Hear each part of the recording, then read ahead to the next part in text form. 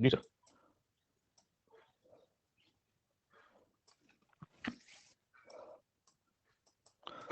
जी sir, जी sir, जी sir.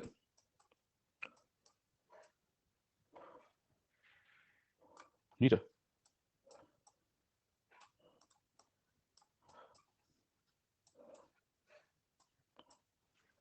जी सर, सभी को गुड मॉर्निंग। जी सर, जी सर, जी sir. Good morning, good morning, good morning.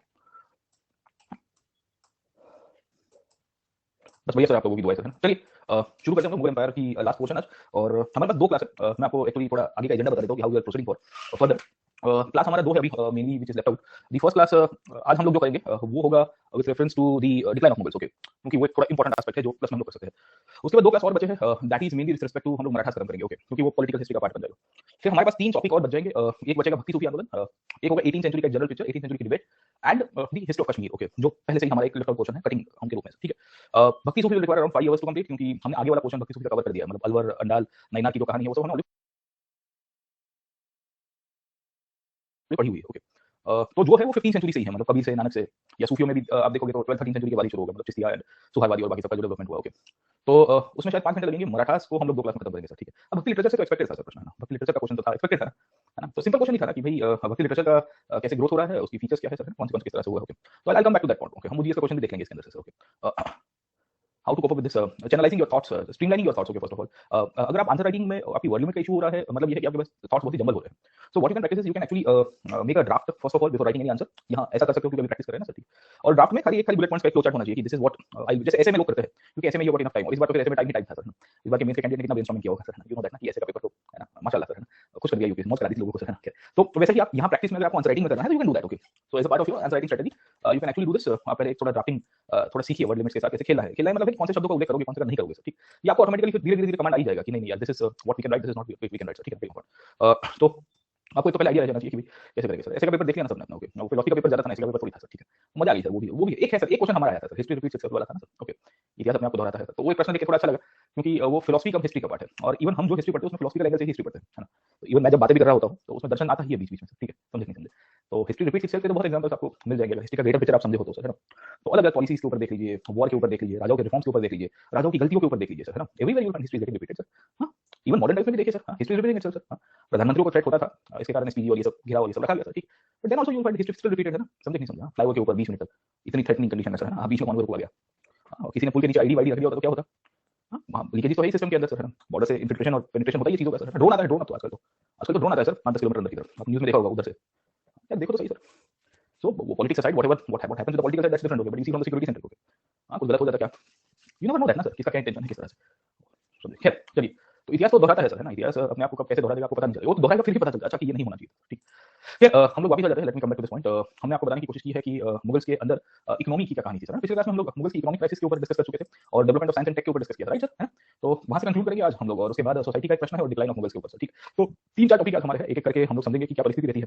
तो मुगल्स में साइंस एंड टेक का जो असेसमेंट हमने कल के क्लास के अंदर किया था, कल मतलब परसों के क्लास में सर, कल तो कुछ हुआ ही नहीं सर, ठीक है ना? मैं ऑफिशियल काम कुछ कर पाया ना, खाली पेपर सॉल्यूशन हमने किया 1-1.5 घंटा यूट्यूब पे, आप काफी लोग हाजिर हुए होंगे सर, ठीक है? तो मैं थे और एक और हमारे टीम मेंबर्स है सर, ठीक है? हाँ, तो उसमें वही डिस्कशन सेंट्रिक बातें थी कि भाई क्या चीज़ है सर। अब उसका डिटेल पेपर सॉल्यूशन लाएंगे हम लोग। डिटेल पेपर सॉल्यूशन यहाँ स्पेशल क्लास में या यूट्यूब के ऊपर करवाएंगे। तो फिर से लाएगा मॉडल आंसर्स जो होते हैं ना थोड़े बहुत कि how you should draw the contour. In fact इसमें सोसाइटी के क्वेश्चन में मैं डाल दूंगा सर, क्योंकि ट्राइबल नॉलेज सिस्टम के ऊपर क्वेश्चन आया। Then there was this question in fact this question on the IT sector कैसे सोशियो इकोनॉमिक एस्पेक्ट्स को इंपैक्ट कर रहा है सर मेजर सिटीज के अंदर, okay? And crypto on the societal side, है ना? कि क्रिप्टो अब ज्यादातर बच्चों के साथ ये हो रहा है कि वो इकोनॉमिक साइड क्या है। मैंने बोला यार देखिए आप फंस गए ना सर, ठीक है? The question is special reference to the society sir, है ना? क्रिप्टो आपकी societal value, societal norm, societal ethics हर एक चीज को बदल रहा है सर, ठीक है? और आप खाली और खाली इकोनॉमिक सेंट्रिक चर्चा करके हम लोग नंबर नहीं, ये प्रश्न सोसाइटी का है सर, ये जीएस 1 में पूछा है। ये चीज जीएस 3 में पूछी होती है तब इकोनॉमिक सेंट्रिक और टेक्निकल सेंट्रिक और इंटेलिजेंस एंड सिक्योरिटी बहुत सारी चीजें ना सर, ठीक है? But they want you to see the other side, human side sir. Paper 1 पूरा ह्यूमैनिटी एस्पेक्ट है सर, और वो ह्यूमैनिटी मतलब ह्यूमन इमोशंस और उसके साथ है, और फिर वो कैसे बदल रहा है उसके ऊपर आपको देखना है। इंडियन सोसाइटी को बदला है कि नहीं बदला है सर, ठीक है? स्कैम्स हुए, बच्चों ने स्कैम्स किए, बच्चे जेल में गए सर, 20-20 साल के, 18 साल के, 17 साल के लड़के इजी मनी के चक्कर में ऐसे फंस गए हैं ये क्रिप्टो में, घर बार बेचना पड़ गया सर, ठीक है? ऐसी भी कहानी आपको मिल जाएगी सर एवरीवेयर। तो वो कहानी आपकी आनी चाहिए थी सर। तो काफी लोगों के साथ ये हुआ कि they could not see this from this point of view. चलिए ओके, देखते हैं आगे। हम लोग कंक्लूडिंग पोर्शन में थे। अब देखिए हमने पिछले क्लास में इनके ऊपर से ये देखा था सर, है ना? Development of science and tech in the Mughal period, right sir, ठीक है? So at least this portion is clear to you कि what is the whole picture of development of science and tech in the Mughal period sir, ठीक है? अब हम लोग आगे चलते हैं। एक प्रश्न आया था इनकी इकोनॉमी के ऊपर सर, ठीक है? अब देखिए इकोनॉमी के ऊपर हमने ऑलरेडी एक्चुअली काफी सारी डिस्कशन कर ली है, और इकोनॉमी की जब हम लोग बात करेंगे तो we have already covered up the story of the agriculture sector, right sir, ठीक है ना? तो एग्रीकल्चर सेक्टर, एग्रीकल्चर में लैंड रेवेन्यू को भी हमने डिस्कस कर दिया है, और ओवरऑल बेसिकली स्टेट की क्या रोल पे है in the Mughal agriculture side, we have already covered, है ना, पढ़ा हुआ है ना हमने, ठीक है, कि किस तरह से एग्रीकल्चर डेवलपमेंट हुआ, एग्रीकल्चर इश्यूज क्या क्या थे, और पिछले क्लास में आपको फार्मिंग की कंडीशंस भी बताई थी सर, क्रॉपिंग कंडीशंस क्या हुआ करती थी और कैसे लोगों का शोषण हो रहा था, है ना सर, ठीक है, तो उसी को क्राइसिस के रूप में पहचानते हैं सर, है ना, तो यू विल फाइंड कि something called agrarian crisis 18th century के अंदर निकल के आई या 17th सेंचुरी के ट्रांजिशंस के अंदर आपको मिलेगी सर, ठीक है, तो ये जो एग्रेरियन क्राइसिस है इसके ऊपर मैं अभी डिस्कस करूंगा, अभी डिक्लाइन के ऊपर हम लोग जाएंगे तो will be discussing that part as well sir, ठीक है, तो इसमें से स्पेसिफिक प्रश्न आएंगे आपके किस तरह से डेवलपमेंट हो रहा है सर, ठीक है, अब हम लोग थोड़ा बहुत डिस्कस करते हैं नॉन एग्रीकल्चर सेक्टर के ऊपर सर, ठीक है, नॉन एग्रीकल्चर सेक्टर में जो ट्रेड एंड कॉमर्स मुगल्स का हो रहा था सर, ठीक है, मुगल के कार्यकाल के अंदर जो इकोनॉमिक एक्सपेंशन हुआ है उसके ऊपर थोड़ी बहुत चर्चा ले लेंगे, एंड फाइनली हम लोग ये भी देखेंगे कि इकोनॉमी को पुश करने के लिए मुगल स्टेट की मॉनेटरी पॉलिसी क्या हुआ करती थी, हम लोग एक्सपेक्टेड कि मॉनेटरी पॉलिसी से प्रश्न आएगा सर, ठीक है, बट यूपीएससी है सर, है ना, तो वो तो अपने हिसाब से प्रश्न निकाल देता है, so this question was asked I guess 2-3 साल या 4 साल पहले पूछा था, 16 के आसपास पूछा गया था सर, ठीक है, कि ऐसे Mughal monetary system examining the policy of minting of coin, है ना, कि भाई मुगल की मॉनेटरी सिस्टम को असेस करिए सर पहली बात तो, और उनकी मिंटिंग ऑफ कॉइन्स को लेके किस प्रकार की नीति रहती है सर, ठीक है, उसके ऊपर भी आपको चर्चा करनी है सर, ठीक है, सो मिंटिंग सिस्टम क्या है, उनकी मॉनेटरी सिस्टम क्या है, और आखिर के अंदर की मॉनेटरी सिस्टम में आपको ये भी देखना है कि प्राइसिंग किस तरह से स्टेट यहाँ पे डेवलप कर पा रहा था सर, ठीक है, so will try to discuss कि भाई किस तरह से डेवलपमेंट हुआ, किस प्रकार से मॉनेटरी सिस्टम की यहाँ पे डेवलपमेंट होती है, एक एक करके हम लोग देखते हैं सर, ठीक है, सो जस्ट अ सेकंड, हमने फाइल तो बराबर ही लोड की है, एक बार देख लेते हैं हम लोग, कहाँ गया भाई, यही है ना, हाँ ये सर, ठीक है, कभी कभी ये होता है कि हमको लगता है कि उल्टा उल्टा फाइल आगे पीछे करने की लोड हो गया, खैर चलते हैं सर, ठीक है, अब देखिए मुगल्स की पहले कॉइन सिस्टम को देखेंगे, ये कॉइन सिस्टम या इनकी करेंसी सिस्टम को देखेंगे, तो करेंसी सिस्टम देखने से क्या फायदा होगा कि will be able to conclude to solution इससे इकोनॉमिक एक्सपेंशन कैसे हुआ, क्योंकि ये इकोनॉमी को भी एक्सपेंड करेगा और ये भी एक्सपेंड करेगा सर, ठीक है, सो यू नीड टू सी कि इसकी मॉनेटरी सिस्टम जो है वो एग्रीकल्चर सिस्टम को भी डेवलप करवा रही है और नॉन एग्रीकल्चर सिस्टम को भी डेवलप करवा रही है, तो ट्रेड एंड कॉमर्स को भी इंपैक्ट देगी सर, ठीक है, तो पहले कॉइन सिस्टम को देख लीजिए या इनकी मॉनेटरी सिस्टम को देख लीजिए, तो आपको पूरा पिक्चर समझ में आ जाएगा सर, ठीक है, अब देखिए मुगल्स की अंदर आपको लिखना क्या है सर, ठीक है, वो what things you are supposed to write as a part of the coinage, and Mughals ने किन प्रकार के कॉइन्स और मॉनेटरी सिस्टम को डेवलप करवाया, तो सीधा स्लाइड्स के ऊपर से समझ लेते हैं, ये पहले हम लोग क्या कहते हैं कि ओरिजिन को देख लेते हैं कि कैसे कॉइनेज की शुरुआत हुई थी सर, ठीक है, मॉनेटरी सिस्टम के रूप में, तो देखिए मॉनेटरी सिस्टम का मतलब क्या होता है, पहले तो आप उसकी व्याख्या दे देंगे सर, ठीक है ना, तो एक ऐसे सिस्टम जिसके थ्रू आप स्टैंडर्डाइज करने की कोशिश करते हो योर करेंसी, आप स्टैंडर्डाइज करने की कोशिश करते हो आपकी यहाँ पे एक्सचेंज ऑफ मेटल्स, और इसके थ्रू आप ये भी समझने की कोशिश कर रहे हो कि भाई आपकी इकोनॉमी जो है वो एक रीस्ट्रक्चर होकर स्ट्रीमलाइन हो जाए सर, ठीक है, so the objective of the monetary system आपको आइडिया रहना चाहिए सर, ठीक है, और आपको एक डेफिनेशन इसकी क्लियर हो जानी चाहिए कि what is objective definition of the monetary system, system through which the state will try to take command in the monetary aspects by issuing new coins, by forwarding the circulation of certain kind of coins and currency system, eventually to balance the prices, wages, and also for the greater economic reforms for the overall development of the state policies as well, ठीक है ना, तो इसमें आप इस तरह से पहली चीज आप हाईलाइट करने की कोशिश करोगे कि कैसे डेवलपमेंट हुआ सर, ठीक है ना, तो प्राइस जैसे मॉनेटरी पॉलिसी का ऑब्जेक्टिव है ना, you might be about objective of monetary policy, ठीक है, तो इसी को ही आप डाल दोगे ना मॉडर्न पीरियड की डेफिनेशन जो है, you know this greater fluctuation of prices is also part of this, wages system is also part of this, inflation is also part of this, ठीक है, उसी को ही डाल दीजिए, थोड़ा हिस्टोरिकल सेंस के अंदर बना दीजिए सर, वेरी इंपॉर्टेंट, तो ये तो पहली चीज आपको क्लियर हो जानी चाहिए।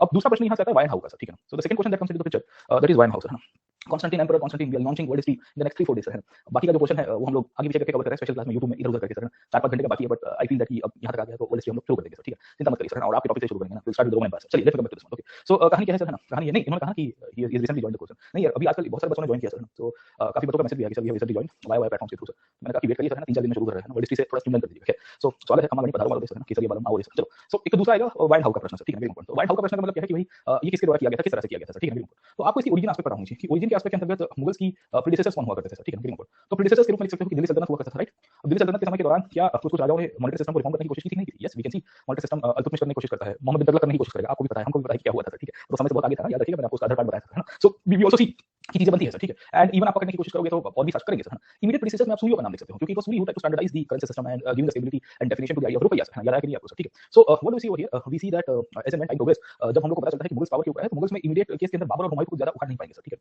क्योंकि इनके जीवन में तो आपको भी पता है कि कोरा ही कोरा था सर, ठीक है, समझ लो, so by the time we see the Akbar came to power sir, Akbar had a very huge we can say assignment और task on his hand that is to reform the economy as well, क्योंकि he wanted to be national monarch, being a national monarch he wanted to make sure he streamlining और standardising the economy and monetary reforms is a integral part of that, समझ लो, तो इसके basis के ऊपर से फिर क्या हुआ सर, है ना, उसने रिफॉर्म्स इशू किए और कॉइन सिस्टम को बदला सर, ठीक है, वेरी इंपॉर्टेंट, अब प्रश्न क्या पूछा गया है कि examine the Mughal monetary system and policy of minting of coins, है ना, अब ये दोनों इंटीग्रेट करके ही आपको लिखना पड़ेगा सर, ठीक है, तो पहले आपको लिखना है कि भाई मुगल्स की मॉनेटरी सिस्टम के अंतर्गत कह सकते हैं कि मिंटिंग ऑफ कॉइन्स और कैसे डेवलप हुआ सर, ठीक है, तो 3-4 पॉइंट्स के ऊपर आप लिखने की शुरुआत करेंगे, यू कैन हाइलाइट सर, है ना, कि इनकी सिस्टम को इतिहास में ट्राइमेट्रिक सिस्टम की है, ट्राइमेट्रिक का मतलब क्या है सर, है ना, कि ये 3 मेटल से बनने वाले कॉइन्स ये लोग इशू करते थे सर, ठीक है, so you find gold coins being issued, you find silver coins being issued, you also find copper coins being issued sir, ठीक है ना, तो first aspect is the trimetric aspect, very important, okay, समझ लो, अब कहानी ये है कि इसका जो नाम था ये पुराना ही चल रहा है सर, ठीक है, तो इसको अशरफी कहते थे, अगर आपको याद होगा शेरशाह सूरी के कार्यकाल में सर, ठीक है, वेरी इंपॉर्टेंट, इसको हम लोग रुपया कहते थे, रुपया से पहले इसको टंका कहा जाता था सर, ठीक है, वेरी इंपॉर्टेंट, और कॉपर के कॉइन्स से इसको हम लोग गीतल के रूप में पहचानते थे, अगर आपको याद होगा सर, ठीक है, गोल्ड के कॉइन्स से दे वर कॉल्ड एज द दाम और दे वर कॉल्ड एज द दिनार एज वेल सर, ठीक है, वेरी इंपॉर्टेंट, तो अलग-अलग नाम से आपको चीजें देखने को मिल रही थी, they were called as different parts as well sir, ठीक है, तो इस तरह से आपको पता चल रहा है कि डेवलपमेंट कैसे हुआ, तो Ashrafi, dam and rupaya, this are the 3 different words, okay, उसमें this became the base of the currency system and the Mughal coinage system, है ना, तो मॉनेटरी पॉलिसी के अंतर्गत ये आपका बेस बन जाता है सर, ठीक है, तो वी कैन हाइलाइट कि Mughals continue the legacy of Shershah Suri who standardised the rupaya and the weight and the quality of the coins were actually standardised by him sir, ठीक है, वेरी इंपॉर्टेंट, तो होता ये है कि इसके बेसिस के ऊपर से the dam were also the kind of the copper coins as used sir, ठीक है, दाम को भी आप देखोगे तो ashrafi actually was called as the gold coin, sorry my bad, Mughals के कार्यकाल में अशरफी गोल्ड से इसको दाम कहते थे सर, ठीक है, सो द द दाम वाले कॉपर कॉइन्स अशरफी वर दी गोल्ड यस, ठीक है ना, ये सूरी ने किया था actually, Ashrafi, rupiya and dam, this were all three done by the Sher Shah Suri sir, ठीक है। उसमें मुगल्स ने क्या किया कि इसको बेस बना दिया सर, ठीक है। बेस बनाने का मतलब कि सूरी के द्वारा जो स्टैंडर्डाइजेशन किया गया था वही स्टैंडर्डाइजेशन आगे चलता है सर, गेटिंग पॉइंट समझ लो। So what do see over here, अशरफी चालू रहा शेरशाह सूरी के समय से, रुपया भी सूरी का चालू रहा और कॉपर का जो कॉइन्स है वो भी चालू रहा सर, ठीक है, गेटिंग पॉइंट। अब इसमें कैसे बदलाव होते हैं वो आपको आइडिया रहना चाहिए सर, ठीक है, पहली चीज तो आपको आइडिया के अंदर रहनी चाहिए। अब उसमें अकबर जो था, अकबर ज्यादा रिफॉर्म्स को नहीं करेगा क्योंकि उसको पता चल रहा था कि जो बेसिक करेंसी वो चलनी चाहिए सर, ठीक है। अकबर के बाद हमको ये पता चल रहा है कि जो औरंगजेब था, औरंगजेब ने थोड़ी बहुत उसने रिफॉर्म्स करने की कोशिश की थी सर, ठीक है, getting point. So what do see over here कि अकबर के समय पे जो सिल्वर के कॉइन्स थे जिसे हम रुपया कहते हैं, वो rupiya continue to exist as currency and जो उसका स्टैंडर्डाइजेशन किया था शेरशाह सूरी के द्वारा वही स्टैंडर्डाइजेशन अकबर ने फॉलो करवाया सर, ठीक है, गेटिंग पॉइंट। इसके अंदर थोड़े बहुत रिफॉर्म जो किए हैं वो औरंगजेब ने किए हैं, Aurangzeb tried to increase the weight of the rupiya, उसने थोड़ा बहुत उसका जो वेट था वो बढ़ाने की कोशिश की थी स्टैंडर्डाइजेशन के रूप में। तो पहले कुछ 178 ग्रेन्स हुआ करता था, उसकी जो क्वालिटी और जो वेट हुआ करता था उसको कुछ अभी 180 के आसपास इसने किया था, but that is not relevant for us, आपको आइडिया रहना चाहिए उसने बदलने की कोशिश की थी सर, ठीक है, पहली चीज आपको ये पता चलता है। दूसरी चीज हमको पता चलता है गोल्ड के अंदर से सर, ठीक है, गेटिंग पॉइंट। देखिए गोल्ड को पहले अशरफी के रूप में कहा जाता था इन द सूरी एडमिनिस्ट्रेशन, मुगलों के समय पे इसके लिए एक और शब्द यूज होता है जिसे हम कहते हैं मुहार सर, ठीक है, getting point. So you find कि द मुहार coins were also issued by the Mughals sir, ठीक है, गेटिंग पॉइंट। अब प्रॉब्लम ये हो रहा था कि they were not much in circulation, इसका सर्कुलेशन नहीं हो रहा था क्योंकि gold by the time had become very scarce metal, okay, and then you find कि मेजॉरिटी ऑफ द कॉइन्स या फिर राजाओं के तहखानों के अंदर या जागीरदारों के तहखानों के अंदर मिलेंगे या रिच मर्चेंट्स के पास मिलेंगे, जैसे होर्डिंग के लिए आपको मिल जाएगा, ठीक है, getting point. We will also find कि some copper coins were also issued sir, and copper was also being circulated in the Mughal administration and the Mughal coin system sir. So the दाम जो थे ये कॉपर के जो कॉइन्स हुआ करते थे वो हमको मिल जाएंगे सर, ठीक है। इनके यहाँ पे हमको ये पता चल रहा है कि कॉपर की कॉइन्स को एज एंड व्हेन जब प्रोग्रेस हुआ है, मतलब फ्रॉम अकबर टू औरंगजेब हम लोग देखते हैं तो there is debasement of currency system is being seen sir, debasement का मतलब क्या है कि जो वेट हुआ करता था कॉइन्स का जो स्टैंडर्डाइजेशन के रूप में सर ना, वो वेट कम हो रहा है। अब ऐसा क्यों हो रहा था सर, ठीक है। Debasement from Akbar to Aurangzeb can be seen is because of the crisis period which was going on in the Aurangzeb time. We will also find the crisis also include the metal being short sir, metal की जो scarcity थी वो भी हमको यहाँ पे मिल रही है, ठीक है, so we will see three different coins, three different actually aspects समझ आप लोगों के। Debasement is one of the reasons, financial crisis आपको मिलेगी एक कारण के रूप में, हम लोग डिस्कस करते हैं कि क्या कहानी है फाइनेंशियल क्राइसिस के रूप में क्या।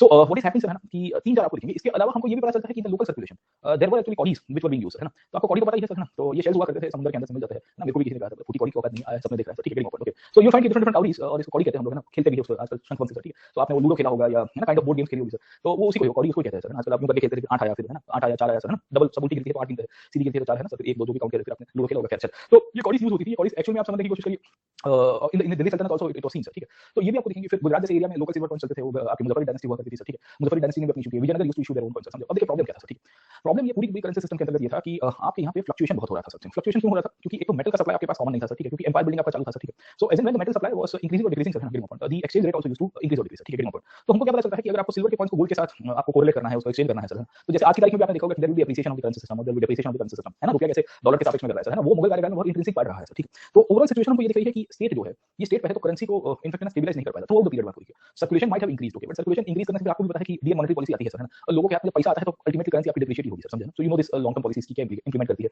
और उसकी इंप्लीकेशंस कैसे चलती है सर, ठीक है। मुगल्स में भी आपको ये चीज दिखेगी सर, है ना। अब ओवरऑल स्टेट की पॉलिसी कैसी रही है sir, what has been the policy of the state with reference to the coinage system sir.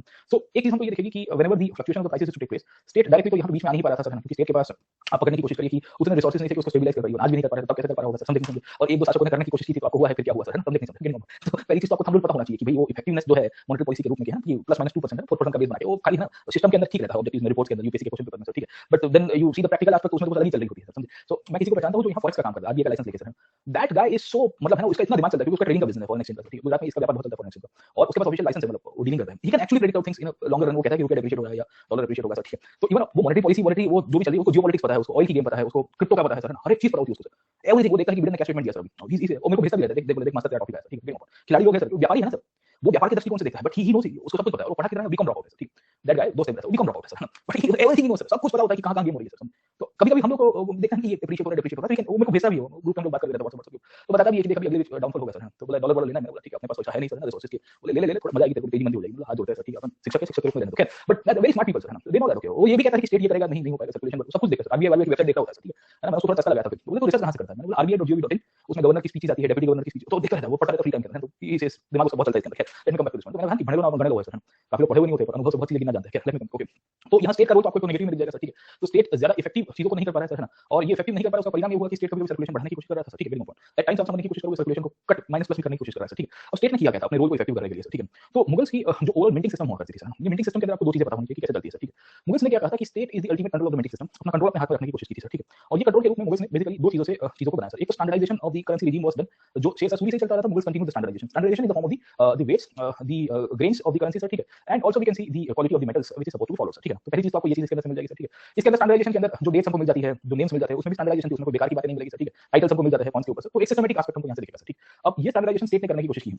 अब खासियत ये थी कि कन्वर्जन कैसे होता है मीटिंग सिस्टम के रूप में सर, ठीक है। तो स्टेट ने आज की तारीख के अंदर जैसे बुलियन सिस्टम हम लोग की चलती है सर, ठीक है, वो बुलियंस के थ्रू ही आप कॉइन्स को यहाँ पे कन्वर्ट करवा पाओगे, ये रूल्स उसने बना दिए थे सर, है ना। तो रूल्स ऑलरेडी ड्राफ्टेड, जैसे आज की तारीख में भी आरबीआई को पैसे छापने हो तो आपको पता है कि उसकी इक्विवेलेंट क्वांटिटी या उसकी इक्विवेलेंट जो करेंसी है उसको आपके पास सोना जो है आप उसको बेंचमार्क के रूप में कंसीडर करते हैं, राइट सर, ठीक है, एसेट्स के रूप में। So even in the present day we do, वरना तो फिर छापते रहोगे पैसा, फिर इतना मार्केट के अंदर सर्कुलेट हो जाएगा, देन यू रियलाइज कि क्या होगा, फिर वेनेजुला होगा, फिर जिम्बाब्वे होगा सर, है ना, फिर और कौन सा होगा, और भी बहुत सारा, जर्मनी टाइम के ऊपर हुआ था वर्ल्ड वॉर के बाद सर, ठीक है। ऐसे बहुत सारी चीजें होगा सर, है ना। तो वो तो होगा तब पता चलेगा, खैर, है ना। अभी आप देखो 2000 की नोट आई है तो वो क्या दर्शाती है सर, वो दर्शाती है कि the depreciation of Indian currency is going on, and 2000 की नोट एक्चुअली में it's not a good thing sir, है ना। आप इकोनॉमी के पॉइंट ऑफ व्यू से देखोगे अच्छी बात नहीं है सर, क्योंकि the higher the denomination of the currency that means कि the higher the inflationary trends, है ना। यूरो एक टाइम के ऊपर 500 यूरो की नोट में यूज करता था सर, ठीक है। फिर यूरो वाला ने 200 कर दिया मैक्सिमम, बोले 500 से 200 के ऊपर जाने का नहीं सर, ठीक है। इवन यूएसडी भी देख लीजिएगा, वो $200 से ऊपर नहीं जाता सर, यूएसडी तो traditional $200 is upper limit sir, खैर। Euro I have used $500, travel किया था एक दो दफा, तो मेरे पास 500 की नोट भी थी सर, ठीक है। फिर सेकंड टाइम मैं फॉरेन उसको फोन किया कि मेरे को यूरो चाहिए, पासपोर्ट भेजो, ऑफिस वाले लड़के के सर, इतनी करेंसी चाहिए ये चीजों में सर, ठीक है। तो मैं कहा कि मेरे को 500 की नोट देना, उसने कहा कि 500 बंद हो गया, 200 कर दिया, देन आई रियलाइज किया चाहिए क्यों किया, खैर चलिए okay. So what do see over here, यहाँ पे बुलियन सिस्टम लाइए सर, बुलियन सिस्टम का मतलब क्या है सर, ठीक है। वी विल फाइंड कि जो भी कन्वर्जन होगा बुलियन सिस्टम के थ्रू होगा सर, समझे आप लोग, ठीक है। सो पहली चीज तो आपको यहाँ से दिखेगी स्टैंडर्डाइजेशन, दूसरा स्टैंडर्डाइजेशन आपको बुलियन सिस्टम के रूप में दिखेगा सर, समझे आप लोग, ठीक है। And what do we see over here, state ने अपना कंट्रोल कहां पे डाला था, तो स्टेट ने क्या किया कि मिंट्स एस्टैब्लिश किए बहुत सारी जगह पे। मिंट्स का मतलब है कि यहाँ पे कॉइन मैन्युफैक्चरिंग होता है, राइट सर, ठीक है। और मिंट्स की कोई हायरार्की क्रिएट की, हायरार्की भी आपको मैं दिखा देता हूं कि अलग-अलग ऑफिशियल्स को तहखाने के अंदर, तख्ताने के अंदर अपॉइंट किए गए थे, मुशरिफ को अपॉइंट किया गया था, दरोगा को अपॉइंट किया गया था। और फिर ये मिंट्स के अंदर कोई भी व्यक्ति जाता था, if anyone is going to the mints, से फॉर एग्जांपल आपके पास 4 गोल्ड कॉइन हो and then you want to have the circulation in the form of currency, तो आप गोल्ड देके उसके ऊपर से अपने सिक्के को छपा सकते हैं सर, ठीक है, गेटिंग पॉइंट। तो what do see over here, we will see कि ये मिंट सिस्टम की एस्टैब्लिशमेंट हमको यहाँ से दिखेगी। तो ज्यादातर बड़े-बड़े शहर थे जो प्रोविंशियल कैपिटल्स हुआ करते थे, वहां पे इनकी एक सेंट्रलाइज्ड मिंटिंग सिस्टम थी, डिसेंट्रल नहीं थी, स्टेट कंट्रोल सब जगह के ऊपर था। तो ऊपर से राजा आप देखोगे तो ये मिंट्स को कंट्रोल कर रहा था, बड़े-बड़े जितने भी बिग टाउन्स हुआ करते थे, प्रोविंशियल हेडक्वार्टर्स हुआ करते थे, तो कुछ 20 लोकेशन है, जैसे आप आरबीआई की प्रिंटिंग लोकेशन देखते हो ना, देवास के अंदर है और बेंगलुरु में है और नासिक में है, एक बंगाल के अंदर है सर, ठीक है ना। वैसे ही आपको याद रखने की आवश्यकता होती है कि भाई किस तरह से, पर इसमें लोकेशन की याद रखने की आवश्यकता है, आपको आइडिया पता होना चाहिए, ठीक है। ये मिंट्स के अंदर डेट्स लिखे जाते थे, नेम्स लिखे जाते थे, टाइटल्स लिखे जाते थे सर, ठीक है। कौन से साल में इशू किया गया वो लिखा गया, कौन से राजा ने इशू किया है, कौन से मिंट से इशू हुआ है, the place of circulation is also being issued, कि ये सिक्का कहां पे बना है ना, गुजरात में बन गया है या जोधपुर में बन गया है या दिल्ली में अजमेर में बन गया है सर, ठीक है। तो एवरीवेयर आपको ये चीज दिखेगी सर। अब देखिए इससे तो हमको पता चलता है कि स्टेट ने अपना कंट्रोल कैसे रिटेन किया था सर, ठीक है। इसके सिवा कॉइन्स एक बार बेसिकली प्रिंट आउट हो जाते थे, मतलब कॉइन्स छप जाते थे सर।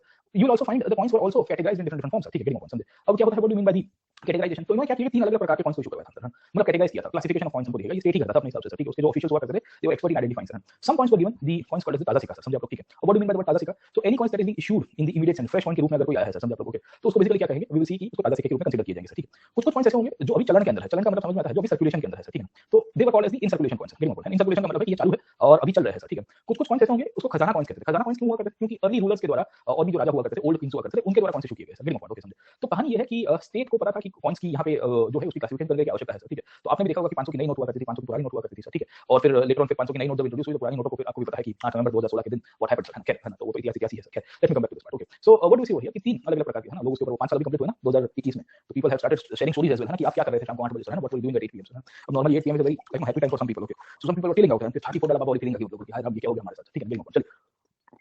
8 पीएम सर अलग ही कहानी है sir. So what we see over here sir, चलनी खजाना है ताजा sir, 3 coins are there, let me come back to this part. ये जो चलनी खजाना है ताजा, जो अलग-अलग प्रकार के कॉइन्स स्टेट के द्वारा इनफैक्ट इशू करवाए जाते हैं, ये कॉइन्स की खासियत ये थी कि इसमें डिबेसमेंट होता था। डिबेसमेंट का मतलब क्या है सर, है ना, state used to make sure कि ये जो चलनी कॉइन्स है और खजाना कॉइन्स है, इसकी वैल्यू को थोड़े-थोड़े परसेंट, थोड़े-थोड़े टाइम के ऊपर उसको डिबेस किया जाता था, मतलब उसकी वैल्यू को कम किया जाता था। वैसा क्यों होता है सर, ठीक है। तो अब देखिए coins are always subject to variety sir, सही है सर, ठीक है ना। तो जो original weight of the coins होगा वो धीरे-धीरे कम होता रहेगा sir, as and the circulation बढ़ता है सर, ठीक है, ना। सो द स्टेट न्यू कि भाई यहाँ पे एज फैक्टर है, यहाँ पे सर्कुलेशन फैक्टर है सर, ठीक है। So if the coin is circulated more, अगर बहुत पुराना कॉइन है सर, समझे आप लोग, तो उसका मतलब ये है कि भाई यहाँ पे मुझे उसको डिबेस करना पड़ेगा, उसकी डिडक्शन हमको देखनी पड़ेगी सर, ठीक है। So the value system was based on the idea of deductions और उसकी वैल्यू हमेशा चेंज होती रहती थी as and the time pass, है ना, जैसे समय जाता था सर, ठीक है। तो उसका स्टैंडर्डाइजेशन उन्होंने कैलकुलेशन किया था, इसके लिए उन्होंने अलग-अलग ऑफिशियल्स को अपॉइंट किया था। इनफैक्ट मुगल कार्यकाल में there used to be a community called the Sarraf, है ना। ये सराफ मतलब बेसिकली जो पैसा एक्सचेंज करके देते थे ना, जो ब्याज के ऊपर भी पैसे देते थे, तो ये लोग बेसिकली उसकी वैल्यू को डिसाइड करते थे कि कितनी कहानी है सर, है ना, और कितना परसेंटेज चल जाता है सर, गेटिंग पॉइंट, ओके। सो पहली चीज तो हमको ये पता चल रही है कि स्टेट ने अपनी एक हायरार्की बनाई थी, ये हायरार्की के अंतर्गत बेसिकली मिंट्स को चलवाया गया था, बड़े टाउन्स के अंदर बनाए थे, बुलियन को कॉइन्स के ऊपर कन्वर्ट कर, तो उन्होंने रेट डिसाइड किया था, हर एक प्रकार का स्टैंडर्डाइजेशन करने की कोशिश की थी सर, ठीक है ना। एंड देन यू फाइंड कि अलग-अलग प्रकार के मिंट्स को एस्टैब्लिश किया, कुछ-कुछ थी जो गोल्ड की कॉइन्स इशू करती थी, कुछ सिल्वर की करती थी, कुछ कॉपर की करती थी सर, ठीक है, गेटिंग पॉइंट। तो उसके आपको बहुत सारे आंकड़े दिखेंगे कि this is the types of mints which were actually built up sir, है ना, गेटिंग पॉइंट, ओके। दूसरा आपको कभी-कभी ये भी दिखेगा कि ये लोग कभी ट्रैवल करते थे, they travel from one place to other place, मतलब से फॉर एग्जांपल नॉर्थ से साउथ के ऊपर डेक्कन के ऊपर कैंपेन किया है या नॉर्थ से बंगाल के ऊपर कैंपेन किया है सर, और रास्ते में पैसों की जरूरत पड़ेगी, तो कभी-कभी आपको ये दिखेगा कि इंपीरियल कैंप्स होते थे, जो कैंटोनमेंट बनाए जाते थे, छावनी बनाई जाती थी। ये कैंटोनमेंट के अंदर भी एक मैन्युफैक्चरिंग की वो प्रोसेस लेके चलते थे, क्योंकि उस टाइम पे हैंडमेड हुआ करते थे सर, है ना। तो 4-5 चपड़न को कारीगर को बिठा के लिया, बोले चलो हमारे साथ, है ना, रास्ते में जरूरत पड़ेगी सिक्के छापना, फिर सर्कुलेट कर देंगे, समझे आप लोग, ठीक है। तो ये चीज आपको बहुत दिखेगी, you find this kind of things, है ना। तो जब मुमताज बीमार थी, सो व्हेन मुमताज वाज, ना, she was in labour pain, है ना, 14th बच्चों को जन्म दे रही थी, 14वां नंबर का बच्चा था या 10वें नंबर का बच्चा था, ठीक है। बुरहानपुर में थी उस टाइम पे, Shahjahan was in south India, Dakhan के अंदर कैंपेन कर रहा। तो मुमताज बहुत बीमार थी और उसको लीवर पेन बहुत हो रहा था, है ना। यू नो दैट कि उस टाइम पे क्या है कि इंजेक्शन देके या सी सेक्शन होता नहीं था सर, ठीक है, सीजरियन कहते हैं सारी भाषा में, कट आउट करके बेबी को निकाल दिया जाए, ठीक। तो woman used to bear the pain and she could not bear the pain, and वो इतनी बीमार थी उस टाइम पे कि शाहजहां फिर डिसाइड करता है कि मैं किसी को चैरिटी करके आता हूं, शायद अल्लाह मेरी दुआ मान ले और मुमताज को बचा पाए, ठीक है, क्योंकि उसके जो वैद हुआ करते थे और हकीम्स हैड ऑलरेडी प्रेडिक्टेड, और फिर उस टाइम पे कौन सी इमीडिएटली इशू करवाई, नए कौन फ्रेश इशू करवाता है शाहजहां कि भाई फटाफट कौन सी इशू कराओ और मैं गरीबों में बांट के आऊंगा सर, ठीक है। ये भी कहानी आपको दिखेगी। तो इंपीरियल कैंप्स भी आपको दिख जाएंगे सर, ठीक है ना। तो यू विल आल्सो फाइंड कि imperial camps will also B issuing the coins. ये कैंप्स हुआ करते थे छावनी के रूप में या टेम्पररी हम लोग कह सकते हैं, जो स्टेट के द्वारा इशू करवाए जाते थे, ये लोग भी इनफैक्ट कॉइन्स को इशू करते थे सर। ओके, सो कहानी क्या है, वी विल सी कि इसके बेसिस के ऊपर हमको स्टैंडर्डाइजेशन दिखता है, एक पूरी हायरार्की देखने को मिलती है सर, समझ आप लोग, ठीक है। तो ये उनकी कौन सिस्टम थी, ओवरऑल इसकी इंपैक्ट कहां पड़ी सर, है ना। तो इसकी इंपैक्ट आपको दो जगह के ऊपर आपको दिखेगी सर, ठीक है। एक तो प्राइसेस के अंदर दिख जाएगी सर, क्लियरिंग और दूसरी वेजेस के अंदर दिखेगी sir. Prices is the commodities जो मार्केट के अंदर हमको यहां मिल जाती है सर, ठीक है ना। और वेजेस मूल तरह से आप पकड़ने की कोशिश करोगे कि जो सैलरी के रूप में या जॉब के रूप में जो लोग हैं सर, ठीक है, उसके बारे में आपको आइडिया रहता है सर, ठीक है। और प्राइसेस के रूप में मैंने आपको बताया था कि एग्रीकल्चर प्राइसेस के बारे में ज्यादातर ऑथर्स ये लिखते हैं कि भाई यहाँ जो एग्रीकल्चर प्राइसेस जो थी उसमें बहुत सारा फ्लक्चुएशन और वेरिएशन था कि नहीं था, ठीक है। अब ये फ्लक्चुएशन और वेरिएशन क्यों हुआ करता था, what was the reason behind that, है ना। तो इसमें जो एग्रीकल्चर के अंदर रेवेन्यू के अंदर भी हमने देखा था कि जब रेवेन्यू को कन्वर्ट करना था फ्रॉम द प्रोड्यूस साइड, है ना, कि आपको प्रोडक्शन के ऊपर से रेवेन्यू को कन्वर्ट करना था, तो उसके लिए वो रेट्स डिसाइड किए गए थे, याद है कि नहीं आपको, ठीक है। एंड यू फाइंड कि huge variation of commodities can be scene. मतलब आप अगर मूंगफली देखोगे, मूंगफली गुजरात में भी होती थी, मूंगफली कोई और रीजन में भी होती है, मूंगफली के प्राइसेस अलग-अलग जगह पर वेरी करेंगे सर, ठीक है। वो क्यों था उसके पीछे की कहानी मैंने आपको बताने की कोशिश की थी सर, समझ आप लोग, है ना। तो वी फाइंड कि continuous variation in commodity agriculture prices के अंदर आपको शुगर के अंदर दिखेगा, इंडिगो के अंदर देखने को मिलेगा सर, ठीक है। अब इंडिगो की खासियत ये है कि इंडिगो ईस्ट में भी होता था, इंडिगो गुजरात में भी होता था, ठीक है। मैं जहां पे बैठा हूं यहां से 10 किलोमीटर दूर इंडिगो की बड़ी खेती होती थी सर, ठीक है। तो this place in Ahmedabad called Sarkhej sir, ठीक है। तो Sarkhej was a place for indigo cultivation, वहां पे बहुत बढ़िया रोजा हुआ है, this dargah in Sarkhej sir, आपको समय मिले तो in fact Ahmedabad is UNESCO world heritage site as well. तो इसमें बहुत सारी आपको सिटी है, पूरा सिटी है, तो इसमें बहुत सारी यूनेस्को की साइट्स है, तो वहां पे ये खेती आपको मिल जाएगी सर, ठीक है। ओके, तो इसमें आपको फिर बहुत सारी फ्लक्चुएशन मिल जाती है सर। अब ये फ्लक्चुएशन आपको लोकल फैक्टर्स के कारण उसके कारण मिल रही थी। तो main intention of the coin system was to make sure that the prices remain stagnant, है ना। आप करेंसी सिस्टम को क्यों इंट्रोड्यूस करवाते हो, है ना। शासक के रूप में आपका कार्यकाल क्या होता है सर, ठीक है। आपका ये ऑब्जेक्टिव होता है कि भाई मॉनेटरी पॉलिसी का इंटेंशन क्या है सर। मॉनेटरी पॉलिसी का इंटेंशन आपका ये है कि भाई आप चीजों को इन्फ्लेशनरी ना होने दे, और हो भी रहा है तो टारगेटेड इन्फ्लेशन करे सर। आज की तारीख में यही है ना सर, 4 प्लस माइनस 2% करते हो, उसमें -2 तो नहीं होना चाहिए, +2 होगा तो ठीक है सर, है ना। +2 होगा तो ठीक है, -2 हो गया मतलब क्या है कि तो डिफ्लेशन है, सिचुएशन खराब हो गई आपकी इकोनॉमी की सर, है ना। लोग सैचुरेट हो गए सर मार्केट के अंदर सर।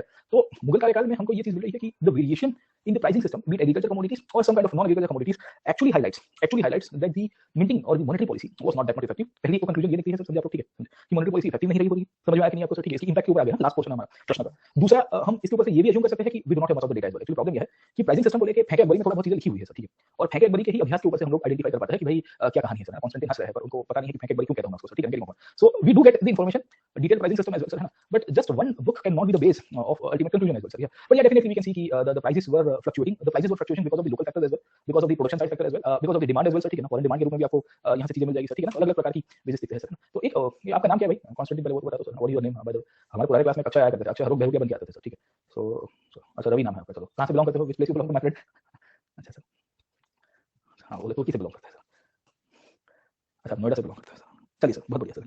लेट मी कम, और इस साल देने वाले हो, you are suppose to appear this year 2022 में आपके एग्जाम देंगे सर। अच्छा चलो बहुत बढ़िया सर। तो जीएस मतलब हिस्ट्री का पेपर 1 तो आपको रिकॉर्डिंग में देख लीजिएगा अगर आप इस बार दे रहे हो, क्योंकि हमने ऑलमोस्ट खत्म कर दिया। खैर अब चलते हैं आगे सर, है ना। दूसरे पॉइंट हमको क्या है, वेजेस के ऊपर से सर, है ना।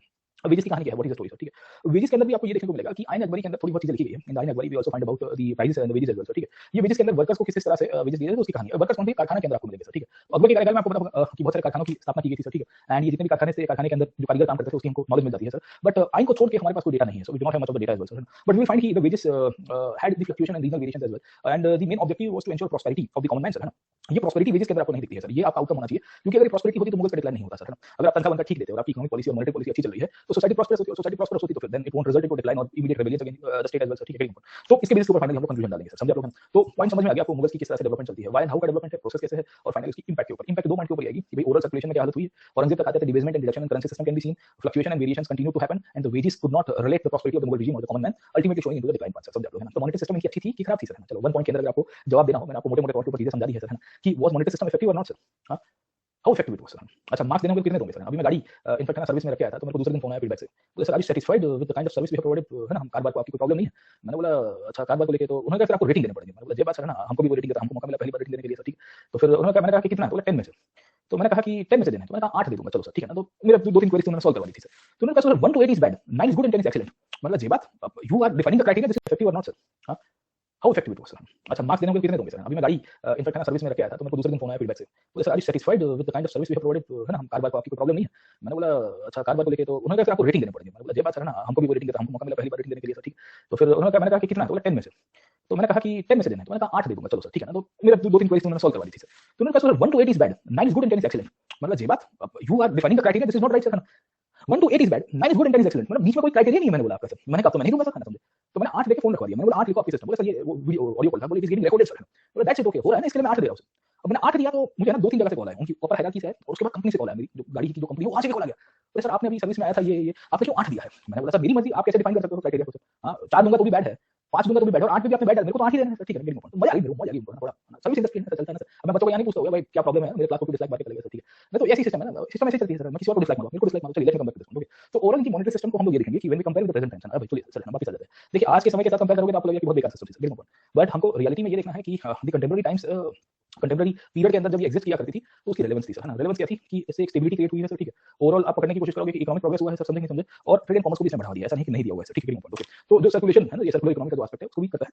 हम ये लिखेंगे कि इसके लॉन्ग टर्म ऑब्जेक्टिव्स फुलफिल नहीं हो पाए थे सर, है ना। लॉन्ग टर्म ऑब्जेक्टिव्स फुलफिल क्यों नहीं हो पाए थे, क्योंकि प्राइसेस को मैनेज करना, वेजेस को आप ओवरऑल प्रॉस्पेरिटी की तरफ लेके जाओ, विद कंट्रोलिंग एस्पेक्ट, वो नहीं हो पाया। बट स्टेट का कंट्रोल था, वो अच्छी बात दर्शाता है। स्टेट पूरी तरह से ऐसा नहीं था कि डीरेगुलेट कर रहा था, वरना तो फिर वो मोहम्मद बिन तुगलक वाली हालत हो जाती सर, वो नहीं हुआ है, वो that is the best part sir, है ना। वरना तो फिर क्या होगा, घर पे लोग है ना, वो टंका और जीतल की कन्वर्जन करना शुरू करेंगे, और जीतल घर पे छापना शुरू कर देंगे, और फिर बाद में लिखेगा कि बोले मैं तो दिल्ली में निकल रहा था सर, ठीक है, एक जगह से गलिया तेरी गलिया कर रहा था, और बीच में पहाड़ों के ढेर मिल गए, बोले पहाड़ दूर से देख रहे थे, बोले कुछ है, फिर पता चला कि यार ये पहाड़ तो इनफैक्ट है ना सिक्कों के पहाड़ है सर, तो वैसा तो नहीं हुआ ना कम से कम सर, तो ठीक है सर, है ना। चलिए, तो कंक्लूजन में लिखेगा, हम 6-7 नंबर दे देंगे सर, है ना। चलो, तो पहली चीज समझ में आ गया कि क्या कहानी रहती है, और मुगलों की एग्जामिन, तो एग्जामिन पूछा है सर इसके लिए सर, ठीक है। अब यहाँ से दूसरा प्रश्न आ सकता है, घुमा फिर आके पूछ सकता है कि ओवरऑल प्रॉस्पेरिटी क्या थी, कॉमनवेल्थ की कंडीशंस क्या थी सर, ठीक है। चलिए, ये प्रश्न समझ में आ गया। Now let's move to the next part, and आखिर में नेक्स्ट पार्ट के ऊपर चले जाते हैं, इनकी ओवरऑल इकोनॉमिक कंडीशंस में सर, ठीक है। तो मैंने आपको बता दिया है, इसको कौड़ी कहते थे, फिर दाम है, फिर मैंने आपको बताया सिल्वर गोल्ड कॉपर के कौन से सर, है ना। शेरशाह सूरी ने स्टैंडर्डाइज किया है, अकबर ने, औरंगजेब ने फिर दाम अशरफी को थोड़ा बहुत किया था सर, ठीक है। और ये प्राइसेस फ्लक्चुएट होती रहती थी, कौन सी सर्कुलेशन में प्रॉब्लम था, है ना। Silver value of gold change होती रहती थी, जैसे आज रुपया डॉलर की होती है ना, कुछ नहीं उखड़ पाता था, नहीं कर पाता सर, ठीक है। तो मल्टीपल फैक्टर्स है ना रिलेटेड टू दैट। गोल्ड यहाँ पे इंडिया में कितना मिलता था उस टाइम पे सर, है ना। और राजा राजा के साथ ये था कि वो क्या कहते हैं कि आरबीआई की तरह मार्केट स्टेबलाइजेशन स्कीम नहीं चलाता था उस टाइम पे सर, है ना। आरबीआई तो क्या है कि जैसे ही डॉलर बहुत एप्रिशिएट होता है, रुपया एप्रिशिएट होता है, तो गोल्ड सर्कुलेशन में डाल, you might have seen sir, है ना, एमएसएस कहते हैं उसको सर, है ना। तो डर्टी फ्लो सिस्टम के रूप में भी पहचानते हैं उसको, कि आरबीआई फिर इंटरफियर कर देता है कि बेनिंग सप्लाई सिस्टम में मेरे हिसाब से डॉलर डाल दूंगा, या कैसे भी करके उसको ठीक कर दूंगा सर, ठीक है।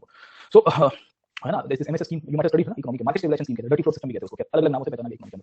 सो वो चीज राजा नहीं करता था, अपने तहखाने से गोल्ड कॉइंस बाहर नहीं निकालता था, राजा कहता था बाहर की जाऊंगा छाती के ऊपर sir. Let me come back to this point, okay. तो मिंटिंग सिस्टम आपको पता होनी चाहिए कि क्या कहानी है, मिंटिंग सिस्टम के अंदर क्या स्टोरी रहती है सर। मिंटिंग सिस्टम में राजा अलग अलग जगह पर मींस इशू करेंगे, ताजा सिक्का, चलनी सिक्का, खजाना सिक्का सर, है ना। ताजा सिक्का की वैल्यू ज्यादा हुआ करती थी, और डिबेसमेंट और डिडक्शन होता रहता था ऐसे में ईयर्स पास। क्यों करते थे, क्योंकि ऑब्वियस है कि सिक्कों का वेरिएंट ईयर होता था, ठीक है ना। तो कोई भी व्यक्ति है उसी को कन्वर्ट कर सकता है, ओल्ड करेंसी को न्यू में कन्वर्ट करवाना कर सकते हैं, उसके ऊपर स्टेट चार्ज लगाता था 5-6% के आसपास, ठीक है। और एक मिनट की पूरी हायरार्की हुआ करती थी। तो यू फाइंड एक यहाँ पे दरोगा होता था जो उसको इंचार्ज में था, दरोगा का मतलब होता है इंचार्ज, एवरीवेयर यू फाइंड दरोगा। दरोगा बेसिकली किसके लिए होता है, पुलिस के लिए, ठीक है, ओके। फिर इसका सराफ होता था, ये सराफ मतलब जो व्यापारी होते थे उसको, है ना सर, मैग्नीफाइंग ग्लास लेके देखते थे कि अच्छा भाई यहाँ सिक्का बराबर है कि नहीं है, खोटा सिक्का तो नहीं आ गया, ठीक है। फिर उसके बाद उसकी क्वालिटी के ऊपर उसका कन्वर्जन रेट देते थे, ठीक है। देन यू फाइंड एंग्रेवर होता था, और फिर वेट को तराशने वाला बंदा था, एक स्टैंपिंग वाला बंदा था सर, ठीक है। तो मींस इनके यहाँ पे आप देखो कितनी चीजें हैं। एक डेटा आपको यहाँ पे दिखेगा अराउंड 1600 के आसपास कि दिन का 30,000 रुपया बनता था सूरत के अंदर से। अब सूरत में मिंट क्यों ज्यादा थी सर, क्योंकि सूरत के अंदर मिंट स्टेट ने एस्टैब्लिश किए थे, वो दर्शाता है कि state wanted to promote trade and commerce. Trade and commerce can only be promoted very good circulation of economics and circulation of coins as well, and immediate circulation of coins जहां पे बंदा वहां से सर्कुलेट करवा दिया। आप आगरा से सिक्के भेजोगे सूरत की तरफ से, है ना, आगरा में मैन्युफैक्चर करके, तो फिर उसमें एक्सचेंज सिस्टम में बहुत प्रॉब्लम आएगा। सूरत में यूरोपियन था जो कहते थे ना, you see the British were there, the Dutch were there, है ना, the English were also there, है ना। तो 17वीं सेंचुरी के पीरियड में सब लोग आ चुके थे, समझ लो।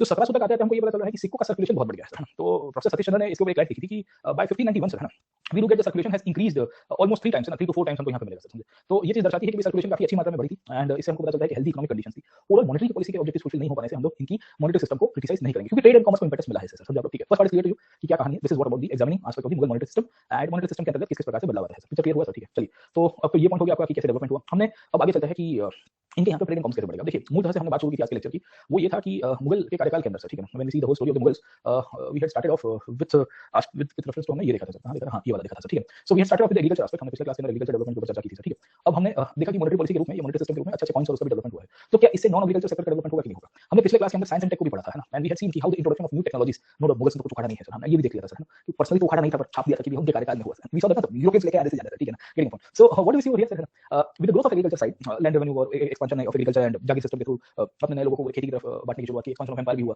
तो फॉरेस्ट भी क्लियर हुए, बहुत सारे फैक्टर हमने देखे हुए पिछले क्लास के अंदर, ठीक है। So with the growth of the agriculture side, with the introduction of new science and technology by the Europeans और सेंट्रल एशियन पीपल, है ना, सेंट्रल एशिया से बहुत सारी चीजें आई थी सर, ड्राफ्टिंग टेक्निक आई है, और फिर सीड्स नए नए आए थे, है ना, कारीगरी अलग अलग चीजें आई थी सर, है ना। सो यू विल फाइंड कि उसके कारण ओवरऑल इकोनॉमिक एक्टिविटीज में प्रोलिफरेशन होगा, एंड फिर उसके बाद मॉनेटरी पॉलिसी थोड़ी ढंग की आ गई सर, है ना, कॉइंस को सर्कुलेशन में इन्होंने ला दिया सर, तो इकोनॉमिक और इंपोर्टेंस मिला, और इंपोर्टेंस मिलने के कारण क्या होता है कि नॉन एग्रीकल्चर सेक्टर बढ़ेगा सर, ठीक है। नॉन एग्रीकल्चर सेक्टर में ट्रेड एंड कॉमर्स हमको देखना है सेकेंडरी या सर्विस सेक्टर के रूप में सर, इसमें मैन्युफैक्चरिंग भी थोड़ा बहुत आ जाएगा सर, समझ आप।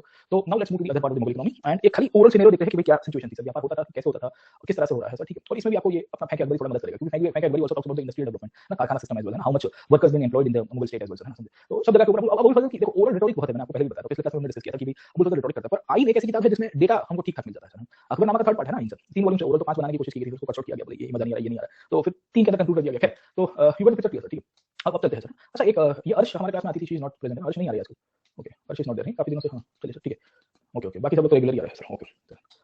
अच्छा, रिकॉर्डिंग कंप्लीट कर रही है, ओके चलिए सर, है ना, ओके ओके, चलिए दैट्स गुड। पेपर 2 से बाकी सब लोगों को बोल दीजिएगा ना सर, है ना, शाम को कहना कि धेनु यहाँ आया था सर, समझ में, तो लोगों को बता दीजिएगा, ढंढेरा पिटवा दीजिएगा मामा सर, पेपर 2 लॉन्च करवा रहे हैं फाइनली हम सर। पेपर 1 खत्म हो कि ना हो, पेपर 2 लॉन्च हो जाएगा सर, पेपर 1 की 2-3 टॉपिक रह जाएंगे, मैं आपको बता दूं, स्पेशल क्लास में करूंगा, शांति से करूंगा सर, ठीक है ना, गला मत पकड़ना कि इमीडिएटली पेपर 1 भी खत्म करो, 4 टॉपिक रह रहे थे, मैं आपको लास्ट में लिखा देता हूं सर, ठीक। कॉन्स्टेंटाइन बेटा वर्ल्ड हिस्ट्री से शुरू करें, चिंता मत करिए सर, क्योंकि वर्ल्ड हिस्ट्री में फरवरी एंड तक खत्म करूंगा, मार्च अप्रैल और मई 3 महीने में मॉडल करूंगा सर, ठीक है। और टचवुड अगर ठीक रहा तो जून में प्रीलिम्स होगी, वरना देयर इज एवरी पॉसिबिलिटी कि अगर ये स्पाइक हो गया जिस तरह से हो रहा है, तो एवरीथिंग विल गो हाईवायर, मार्च अप्रैल, मार्च में हमारा पीक होगा, फरवरी एंड में, मार्च में हमारा पीक होगा, तो then it will lead to some kind of delay as well sir, है ना। तो इस साल की भी साइकिल ओमिक्रॉन खराब करेगा सर। क्योंकि अभी अमेरिका के 8 लाख केसेस के ऊपर है, यू फाइंड कि 8 लाख केसेस अमेरिका के अंदर अभी दिख रहे हैं, अभी अमेरिका के अंदर, और अमेरिका हमसे ज्यादा वैक्सीनेटेड है, ट्रिपल डोज के ऊपर आ गया है सर। तो भाई साहब है ना, तो सिस्टम डाउन हो जाएगी ना सर, इतने सारे केसेस आएंगे, व्हाट विल हैपन। हाँ, जनवरी मिड में कहाँ पीक आएगा, मिड तो आ गया सर, 10 तारीख को आ गया सर, अभी तो शुरू भी नहीं हुआ है, अभी तो शुरू भी नहीं हुआ है बाबू सर। ओके, तो सर फरवरी या मार्च, मतलब इसमें भी मॉडलिंग है, अभी आईआईटी का एक दो मॉडल आया है, फिर बॉस्टन यूनिवर्सिटी है वहाँ, उनके ऊपर उन्होंने बॉस्टन का मैं रिसर्च पेपर देखा था एक्चुअली, है ना, सीडीएस सीडीसी का केक है, centre for disease control, America की वो थिंक टैंक है सर, तो उसके मैं देख रहा था, वहाँ यूनिवर्सिटी बहुत सारी कंपटीशन करती है, स्टैटिस्टिकल मॉडलिंग है, तो कल रात को फिर मैं देखने को क्या हालत है, क्योंकि अपने क्या है कि मीडिया के ऊपर सेकेंडरी है, अपना प्राइमरी एकेडमिक थॉट चलता है, तो देख लो सर अपने हिसाब से ना, आपको आइडिया लग जाएगा कि क्या है, वो एक दो अलग रिसर्चर है, कोई ये बोल रहा है, कोई ये बोल रहा है, उसमें बॉस्टन यूनिवर्सिटी का कुछ डेटा है, so they are proposing statistical modelling, कितना तक जाएगा, कितना ऊपर से नीचे होगा सर। चलिए, तो टच सर जैसे यार ये, और फिर इसमें नेचुरल इम्यूनिटी बन जाए तो ठीक है सब, क्योंकि ये पहली वे में भी बोल रहे थे sir, getting upon you find कि in the first way telling कि एक बार सबको हो जाएगा, नेचुरल इम्यूनिटी हो जाएगी, फिर खत्म है ना, कोविड खत्म, पहली आई, पहली ने लपेटा दिया, दूसरी आई, दूसरे बोला कि इस बार तो अब तो नहीं आएगी सर, तो वैक्सीन भी हो गया, देन यू फाइंड कि तीसरा आया, चलो let me come back to this point. Okay, अब इकोनॉमी के ऊपर चले जाते हैं। अब देखिए कहानी क्या है मुगल्स की इकोनॉमी के अंदर, ठीक है, गेटिंग अपॉन। अब मुगल्स में हमने आपको बताया कि with the development of science and technology and the new techniques being introduced, these new techniques were introduced in the form of agriculture sector, this techniques were used in the form of manufacturing sector, this techniques were also used in the metal sector, है ना, metallurgy के अंदर और इन सब के अंदर हुआ था नहीं हुआ था सर, ठीक। तो ओवरऑल क्या होगा कि प्राइमरी, सेकेंडरी और टर्शियरी सेक्टर है ना, इकोनॉमी के 3 सेक्टर है ना सर, ये तीनों सेक्टर्स के अंदर आपको उछाल आएगा कि नहीं आएगा। दूसरा, अभी मैंने आपको स्टेट की मॉनेटरी पॉलिसी के अंदर, मॉनेटरी सिस्टम के अंदर आपको रोल बता दिया कि भाई circulation of currency and circulation of coins काफी अच्छा हो गया था, अच्छी बात थी सर मुगल्स के कार्यक्रम, प्रोफेसर अभी लिखते हैं और हम सहमति रखते हैं उसके साथ, क्योंकि काफी सारे क्या होता है कि हिस्टोरियंस लिखेंगे वेस्टर्न स्टूडेंट्स के पॉइंट ऑफ व्यू से आज की तारीख में सहमति नहीं रखते हैं, हिस्टोरिकल सेंस के अंदर भी है ना, ये एग्री टू डिसएग्री वाला कंसेप्ट चलता है ना कि वेस्टर्न लोग बोल देते हैं कि ऐसा ऐसा, बट इसमें हम लोग मान लेते हैं। अब सवाल ये था कि इसके कारण मैन्युफैक्चरिंग हुआ कि नहीं हुआ, तो भारत के अलग-अलग रीजन में मैन्युफैक्चरिंग होने की शुरुआत होती है, और ये जो मैन्युफैक्चरिंग होगा ये टर्शियरी सेक्टर को, सर्विस सेक्टर को ग्रोथ देगा सर, ठीक है। तो ओवरऑल हमको ये पता चला है कि इससे फॉरेन ट्रेड काफी बढ़ गया सर, तो इंटरनल ट्रेड तो बढ़ेगा, फॉरेन ट्रेड भी बढ़ेगा सर, समझ आप, ठीक है। So this will lead to the development of trade and commerce, and this trade and commerce will be expanded internally and externally as well. देखो इंटरनली तो घुमा फिरा के वही कहानी है कि एम्पायर बिल्डिंग हुआ था, और एम्पायर बिल्डिंग होने के कारण exchanges of raw materials, exchanges of finish goods from Gujarat to other places, है ना, अदर प्लेसेस टू गुजरात, अलग-अलग लोगों को पेट्रोल ने दिया, कारखाना सिस्टम बना, तो उसके थ्रू ग्रोथ होने की शुरुआत हो जाती है, गेटिंग समझ आप। एंड देन यू फाइंड कि इंडिया अलग-अलग प्रकार की चीजें डेवलप करने की शुरुआत कर देगा सर, समझ आप, ठीक है। तो पहले तो इंटरनल पार्ट हो गया, हमको ये देखना है कि राजाओं के द्वारा यहाँ पे मैन्युफैक्चरिंग को कैसे बूस्ट किया गया और कौन से अलग सेंटर्स निकल के आ गया सर, ठीक है, गेटिंग। तो पहले तो हम लोग थोड़ा मैन्युफैक्चरिंग सेक्टर को देखते हैं कि कैसे बूम होता है उसके अंदर से, and how manufacturing sector came into the possibility, and then उसके बाद the role of the state, यहाँ पे स्टेट क्या करता है सर इसको पुश करने के लिए सर, ठीक है, इसको पुश करने के लिए खास करके व्यापार को, ट्रेड एंड कॉमर्स को पुश करने के लिए स्टेट क्या करेगा, उसके ऊपर थोड़ा डिस्कशन करेंगे सर। अब मैन्युफैक्चरिंग की बात करेंगे तो textile manufacturing was the hub sir, है ना। एक प्रश्न आता है यूपीएससी के द्वारा कि for 100 years India was the Lancashire of the world sir, है ना। लैंकाशायर एक्चुअली आपको पता होगा कि इंग्लैंड के अंदर एक जगह है सर, एंड वहां पे यू विल फाइंड कि manufacturing of textile industries to take place when the industrial revolution took place, ठीक है, गेटिंग अपॉन। तो एक प्रश्न ये आया था कि 100 साल तक भारत पूरी दुनिया का लैंकाशायर हुआ करता था, ठीक है, गेटिंग अपॉन। ओके, तो बाकी सारे मैन्युफैक्चरिंग सेक्टर के अंदर जो ओवरऑल इंडस्ट्रियलाइजेशन इंग्लैंड में लैंकाशायर ने किया, जैसे मैनचेस्टर था, लैंकाशायर था, ठीक है, वैसे ही भारत के सापेक्ष में पूछा गया, बहुत इंटरेस्टिंग है। तो I come back to that question, इसको अलग से स्पेशल क्लास में करवाऊंगा, कुछ क्वेश्चन हमारे बाकी आए होंगे, बट एक बार पहले थीम पकड़ लो, फिर 1 घंटे का स्पेशल क्लास बीच में लेके आऊंगा सर, है ना, फ्री पढ़ूंगा वैसे ही, या प्रीलिम्स के बाद भी करवा सकता हूं उसको मैं, I can take this questions after prelims as well, है ना, कि रिवीजन भी आपका हो जाएगा और हमारी कनेक्टिविटी भी रहेगी, वरना आप अलग रास्ते में अलग रास्ते, ठीक है, वैसा तो होना नहीं चाहिए, तो सिलेक्शन रह जाएगा सर, है ना, समझे। खैर तो देखते हैं, let me come back to this point.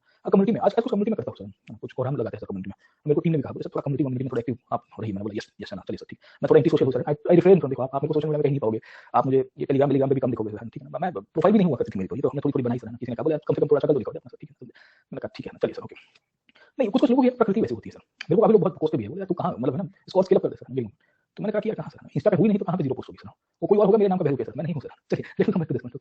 हां आपको लगता होगा मैं नहीं हूं सर, कोई फोटो वोटो डालते होगा किसी और ने, करते हैं ना फेक प्रोफाइल्स के, ओके चलिए सर ओके। तो कहानी क्या है सर, हाँ टेक्नोलॉजी के मैंने आपको बात किया है सर, और मैन्युफैक्चरिंग के ऊपर वापस इसी स्लाइड के ऊपर याद है तो आपको इजी हो जाएगा समझने के लिए। कहां गया sir, where is the condition of this economy, हाँ ये रहा सर, ठीक है, तो देखिए मुगल्स की,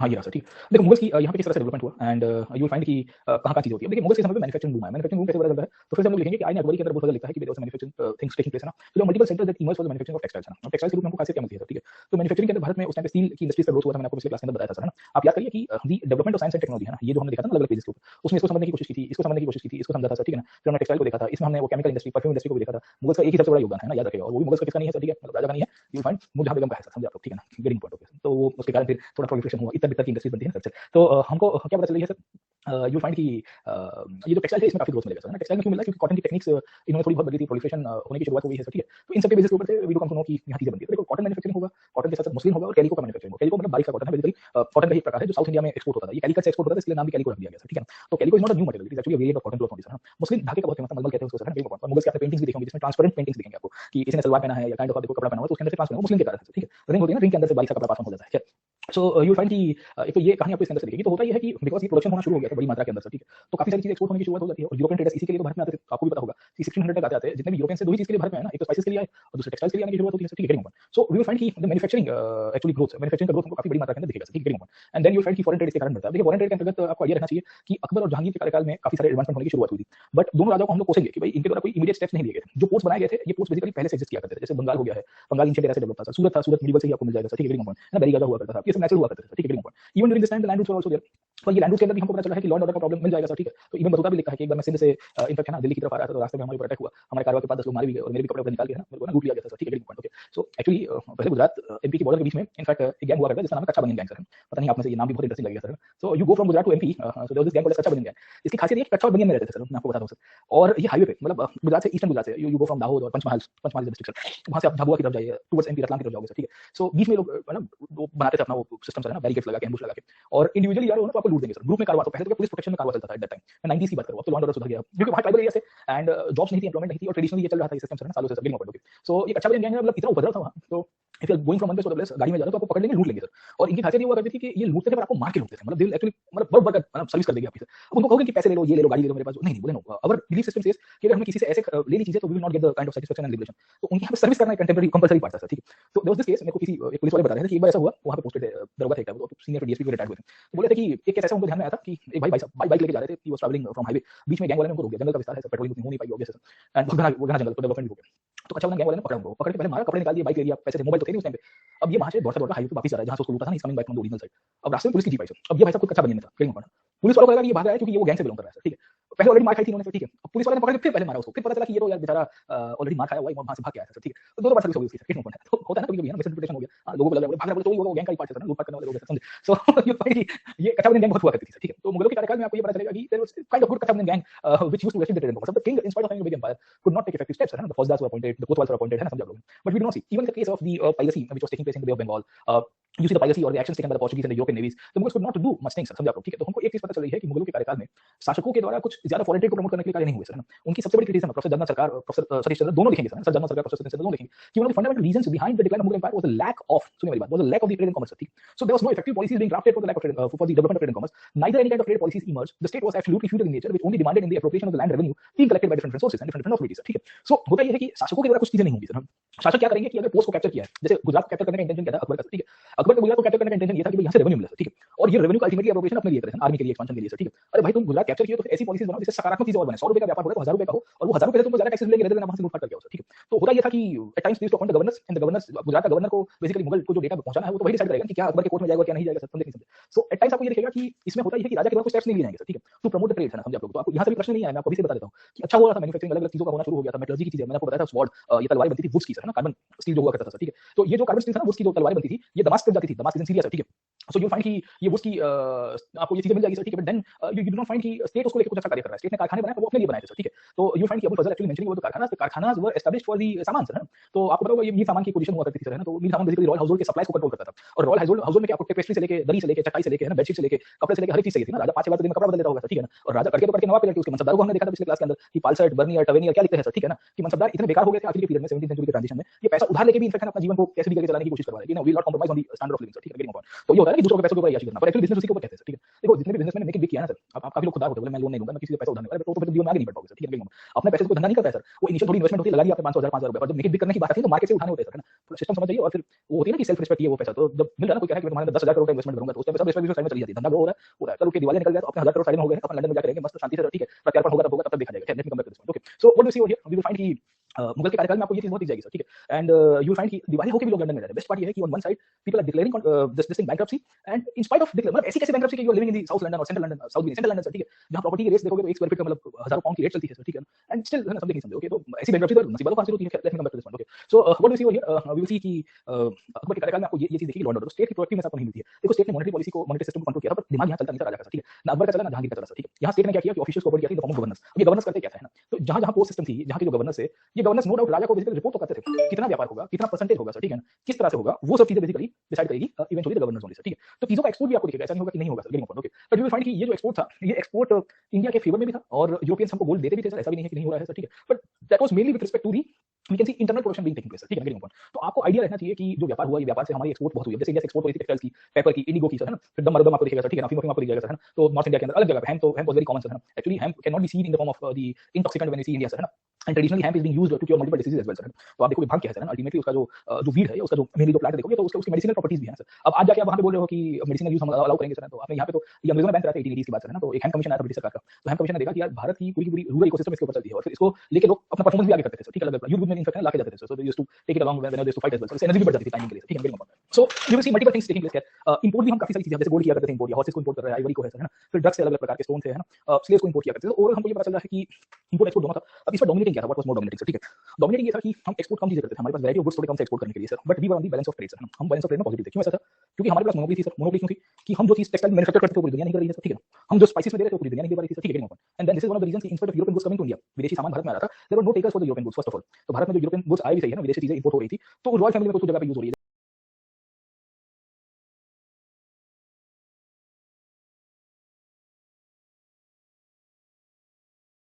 व्यापार हुआ, ये व्यापार से हमारी एक्सपोर्ट बहुत हुई। अब जैसे इंडिया से एक्सपोर्ट है ना, तो नॉर्थ इंडिया के अंदर अलग जगह हैम, तो ham was very common sir है। Actually ham can not be seen in the form of the intoxicant when you see India sir है ना। And traditionally ham is being used to cure multiple diseases as well sir. तो आप देखोगे भांग क्या है sir, ultimately उसका जो weed है, उसका जो मेनली जो प्लांट देखोगे तो उसके मेडिसिनल प्रॉपर्टीज भी हैं सर। अब आज जाके आप वहां पे बोल रहे हो कि मेडिसिनल यूज हम अलाउ करेंगे सर, तो आपने यहाँ पे तो ये अंग्रेजों ने बैन करा था 1880 की बात सर है ना। तो एक हैम कमीशन आया था ब्रिटिश सरकार का, तो हैम कमीशन ने देखा कि यार भारत की पूरी पूरी रूरल इकोसिस्टम इसके ऊपर चलती है, और फिर इसको लेके लोग अपना परफॉर्मेंस भी आगे करते थे सर, ठीक है। अलग युद्ध में इनफैक्ट लाके जाते थे sir, so they used to take it along when they used to fight as well, so energy भी बढ़ जाती थी टाइमिंग के लिए, ठीक है। So you will see multiple things taking place here. Import भी हम काफी सारी चीजें, जैसे गोल्ड किया करते थे इंपोर्ट, या हॉर्सेस को इंपोर्ट कर रहे हैं, आइवरी को है ना, फिर ड्रग्स से अलग अलग प्रकार के स्टोन से है ना, स्लेव्स को इंपोर्ट किया करते थे। तो ओवरऑल हमको ये पता चल रहा है कि इंपोर्ट एक्सपोर्ट दोनों था। अब इसमें डोमिनेटिंग क्या था, what was more dominating sir, ठीक है। डोमिनेटिंग ये था कि हम एक्सपोर्ट कम चीजें करते थे, हमारे पास वैरायटी ऑफ गुड्स थोड़े कम से एक्सपोर्ट करने के लिए sir, but we were on the balance of trade sir, हम बैलेंस ऑफ ट्रेड में पॉजिटिव थे। क्यों ऐसा था? क्योंकि हमारे पास मोनोपोली थी सर। मोनोपोली क्यों थी? कि हम जो चीज टेक्सटाइल मैन्युफैक्चर करते थे वो पूरी दुनिया नहीं कर रही है सर, ठीक है। हम जो स्पाइसेस में दे रहे थे वो पूरी दुनिया नहीं दे पा रही थी सर, ठीक है। And then this is one of the reasons कि in spite of European goods coming to India, विदेशी सामान भारत में आ रहा था, there were no takers for the European goods first of all. तो भारत में जो यूरोपियन गुड्स आए भी सही है ना, विदेशी चीजें इंपोर्ट हो रही थी, तो रॉयल फैमिली में कुछ जगह पे यूज हो रही है, जैसे घोड़े हो गए हैं सर, ठीक है। स्लेव्स का उपयोग हो रहा था, सेंट्रल एशिया से वेस्ट एशिया से लेके आए हुए सर, ठीक है। बट हम यहाँ पे बहुत सारी चीजें कर रहे थे, ठीक है। And this is one of the reasons, ये जो इंपोर्ट एक्सपोर्ट है उसमें मोनोपोली इंडिया की रहेगी। And we always used to demand gold coins ना, तो हमारे तरफ बुलियन क्यों रहा है सर। तो आप देखोगे कि मुगल इकोनॉमी के कार्यकाल में यू फाइंड कि India used to be the producer of 1/3 है ना, या India used to have the control of 1/3 of the global GDP, और इस प्रकार की बड़ी-बड़ी बातें आपको दिखेंगी ना। कोई 30% लिखता है, कोई 25% लिखता है, बट मोटे-मोटे तौर के ऊपर 20-30% का व्यापार हमारे कंट्रोल में था सर, ठीक है। ये कंट्रोल में होने का कारण ये था कि हम यहाँ से प्राइसेस को इनफैक्ट है ना कंट्रोल किया करते थे when we see the foreign trade aspect sir, क्योंकि हमारे पास मोनोपोली थी, हम चीजें जो मैन्युफैक्चर कर रहे थे तो हम लोग डिसाइड करते थे। तो मूल तरह से ये सेलर्स मार्केट हुआ करता था सर। एंड जब सेलर्स मार्केट होता है तो ऑब्वियस है कि आपके यहाँ पे जो बैलेंस ऑफ ट्रेड होगा वो आपके फेवर में होगा सर, ठीक है। ये धीरे-धीरे बदल जाएगा, that is known as the buyers market, जो British East India company dominate करना शुरू करेगी सर, ठीक है ना। तो then they will put a तलवार ऑन अवर है ना गले के ऊपर रख के और कहेंगे कि भाई है ना, समझे कि भाई आपको ये करना पड़ेगा सर, ठीक है ना। अगर बेटा टेस्ट करवा दीजिए सर, है ना, टेस्ट ना हो तो 4-5 दिन आइसोलेट हो जाए, सर्दी वर्दी हुई होगी तो है ना, समझे नहीं समझे। यहाँ हर दूसरे घरों में आप देखते हैं एवरी सेकंड डोज हम जहाँ रह रहे हैं, बोले उनको जल्दी है और बालकनी में देखते हैं हमको, मैंने बोला चाचा आइसोलेट रहिए, मास्क पहन के बाहर बताइए सर, ठीक है। नो डाउट दूर है 25-50 फुट का डिस्टेंस दूसरे घर के बीच, but still also we feared ना सर, चलिए। तो मैंने बोला 2 दिन से ऊपर ही हो, ऊपर वाले कमरे में हम बोले हाँ अभी तो क्या है कि थोड़ा आइसोलेशन में है, समझ में आ गया सर, ठीक है चलो। तो खैर ज्यादा हो रहा है तो टेस्ट करवाइए, वरना तो फिर आइसोलेट होके यू टेक वाइस कॉल है ना, इसमें सलाह देने की आवश्यकता नहीं रहती। आप बहुत ही ज्ञानी लोग हैं। ज्ञान एक्चुअली आदमी को बहुत भारी पड़ता है सर। ज्ञानी लोगों का एटीट्यूड इनोकुलेशन करने में बहुत प्रॉब्लम होती है सर। मतलब किसी को परस्यूट कर रहा है तो ज्ञानी इंसान उसको काउंटर कर देगा, ये नहीं होगा, ये सिम्पटम्स तो ऐसे है सर, ठीक। और इसके लिए ज्ञान बहुत भयंकर होता है, क्योंकि आईक्यू जितना हाई होगा ना आपका, उतनी ही आप चीजों को अपने हिसाब से तराशने की और अपने हिसाब से रैशनलाइज कर दोगे। ये मैं यूं कर रहा हूं, उसके पीछे का कारण ये है सर, ठीक है ना। आप हर एक चीज को जस्टिफाई करते हो सर, यू नो दिस ना सर। ज्ञानी लोग हम इसलिए देखो काफी सारे ज्ञानी लोग सुसाइड कर देते हैं, क्योंकि उनकी इमोशंस के ऊपर कंट्रोल नहीं है, उनका ज्ञान के थ्रू हर एक चीज को रैशनलाइज करेंगे। अच्छा मैं दारू पी रहा हूं, वो 2 पैक को मार सकता हूं सर, मेडिकल साइंस भी कहता है, और फलानी जर्नल को रिपोर्ट को डाल देंगे कि भाई ये जर्नल में लिखा गया है इस तरह से सर, ठीक है। लैंसेट में बोला गया, Lancet you know medical science की सबसे फेमस जर्नल आती है सर, ठीक है। लैंसेट में लिखा था फलानी यूनिवर्सिटी का, 2 स्कॉच मारेंगे तो एकदम लिवर नष्ट रहेगा, 2 से ज्यादा किया तो फैटी लिवर हो जाएगा। अरे भाई तू रहने देना सर, ठीक है। Let me come back to this. मतलब ज्ञानी लोग कहीं से भी जस्टिफिकेशन लेके आएंगे सर, ठीक है ना। The more the knowledge the more rigid the attitude sir. मैं आपको गलत नहीं कह रहा हूं, ये सबके हमारे साथ भी होता है। कुछ चीजों में जब मेरे को कोई कहता है कि ऐसा करो, मैं चल चल सर, मन में तो मैं चल चल ही बोलता हूं, हां करने के लिए हां बोलूंगा, बट मन में तो then I have this feeling ना, मेरे को सब पता है यूपीएससी समझे नहीं। This happens with everyone, don't worry about it, मैं बात बोल भी देता हूं sir, let me come back to this point, okay. तो कहानी क्या है सर, ये सेलर्स मार्केट समझ में आया आपको। So being a sellers market India की जो कहानी है, ये कहानी के अंतर्गत आपको काफी चीजें आपको देखने को मिलेगी सर, है ना। और यूरोपियंस फिर डोमिनेट भी करेंगे। देखिए ये जो सेलर्स मार्केट है, ये अकबर के पीरियड में, जहांगीर के पीरियड में काफी अच्छी तरह से वो शाहजहां की मार्केट है, ठीक है। और bye the time Aurangzeb sir, Aurangzeb तक आ जाते हैं, हमको पता चल रहा है कि मार्केट सिस्टम इंडिया की बदल रही होगी। And in some parts of the country the buyers market will also come to the picture sir. Aurangzeb के बाद इमीडिएटली बायर्स मार्केट में कन्वर्ट हो जाएंगे सर, क्योंकि लेटर मुगल शासक आए थे तो वो कुछ जगह पे कोई बजा नहीं पाते हैं सर, ठीक है। दूसरी आपको इस पीरियड के समय पे ये दिखेगा कि ये जो ट्रेड एंड कॉमर्स हुआ, इसमें गोल्ड का फ्लो इंडिया की तरफ था सर, है ना। गोल्ड का फ्लो इंडिया की तरफ था, तो drain of wealth was actually in favour of India sir, है ना, क्योंकि बहुत सारी चीजें भारत में आ रही थी सर ना। तो काफी लोग कह रहे थे कि भारत सोने की चिड़िया बन गई है सर, ठीक है। तो ये जो सोने की चिड़िया जो बना था भारत, उसमें भी आपको पता चलता है कि सोने की चिड़िया व्यापारी बने थे या स्टेट बना था या गवर्नर्स बने थे, ठीक है। अब जैसे पोर्ट को कंट्रोल करने वाले गवर्नर्स हुआ करते थे, उनको बहुत पैसा मिला, उनको बहुत सोना मिला सर। मुगलों के कार्यकाल में आप देखोगे तो इलाहाबाद का गवर्नर था, 1 नंबर 2 टके का भी बंदा नहीं, 2 कौड़ी भी नहीं होगी उसकी वैल्यू सर, आधी कौड़ी की वैल्यू कैसे थे। सूरत का गवर्नर हुआ करता था सर, ठीक है। अब सूरत का गवर्नर मतलब वो 10% वाला खेलता था, ठीक है, very important. Then you find कि जो भी आता था इतना परसेंटेज मेरे को दे दो, फिर आगे बात करेंगे सर, समझे। ऊपर आगे में जो जाएगा तो वो मैं डिसाइड करूंगा सर, ठीक है। तो ये लोग फॉरेनर बहुत सारी चीजें लेके आया करते थे भारत से, ठीक है, वेरी इंपॉर्टेंट, पार्टी सब लेके आते थे लोग, ठीक है। देन यू फाइंड कि ये जितनी भी चीजें लेके आते थे तो majority of the things were taken by the governors, okay. दूसरा एक फायदा ये होता था कि इसमें इंडियन कम्युनिटी का ग्रोथ हुआ सर, समझे आपने, उसको बनियन कहते थे सर, ठीक है। बनियन बेसिकली कौन थे? द मर्चेंट्स और द बनियान सर, ठीक है। ये बनियन ऐसे थे जो एजेंट्स के रूप में काम करते थे। ये ऑलरेडी यूपीएससी ने प्रश्न पूछा था प्रीलिम्स के अंदर 2020 में, कि बनियन कौन हुआ करता था। उसको उस टाइम पे भी काफी बच्चों को तो है ना थर्मोकोट ये क्या कहते हैं कि लक्सोजी याद आ गया होगा, बोले बनियन का प्रश्न कैसे पूछ दिया सर, ठीक है, वेरी इंपॉर्टेंट। तो banian were actually agents, intermediate people sir. So when the transitioning of the trade and commerce were taking place sir, very important. तो इसके बेसिस के ऊपर हमको ये पता चल रहा है कि ये बनियनों का ग्रोथ हुआ। अब ये क्यों हुआ सर, ठीक है। तो यूरोपियंस आए सर, यूरोपियंस ने व्यापार करना शुरू किया। अब यूरोपियंस को लोकल व्यापार आता नहीं था सर, ठीक है, मतलब कॉन्टेक्ट नहीं थे सर, ठीक है। तो then you find the banians to come back, है ना। ये बनियंस जो थे ये बेसिकली इंडियंस हुआ करते थे, ये इंडियन एजेंट्स मार्केट के साथ कनेक्टेड थे सर, है ना। तो they were connected to the market side, connected to the manufacturing side, समझ आप लोग, ठीक है। तो इनका आपको कहानी दिख जाएगी सर, ठीक है। तो दे विल बी गेटिंग रिच, ये लोग रिच होंगे सर, समझे आप लोग। तो प्रॉस्पेरिटी इनकी मिलेगी या स्टेट ऑफिशियल्स की दिख जाएगी जो पोस्टेड है सर, है ना, ट्रेड एंड कॉमर्स को डोमिनेट करने के लिए सर, ठीक है। तो लोग कहते हैं कि मुगल कार्यकाल में जीडीपी का ग्रोथ हुआ, लोग कहते हैं कि भाई मुगल कार्यकाल के अंतर्गत मैन्युफैक्चरिंग बहुत बड़ा, लोग कहते हैं कि मुगल कार्यकाल के अंतर्गत इनफैक्ट ओवरऑल प्रॉस्पेरिटी आई। Prosperity was for the state, prosperity was for a certain class of people, prosperity was actually can be seen for the people who are in the authority and elite class. The reality was something else. अब reality क्या थी sir, समझिए। Reality आपको पता चलेगी ना किसान को मिली, क्योंकि किसान इज द प्राइमरी मैन्युफैक्चरर, मतलब जो प्राइमरी सेक्टर में एग्रीकल्चर का काम कर रहा था। किसान की कहानी हमने ऑलरेडी पढ़ी हुई है परसों के क्लास में sir, we have puncture the whole agriculture part है ना, पंचर किया था नहीं किया था sir, we have discussed sir, ठीक है।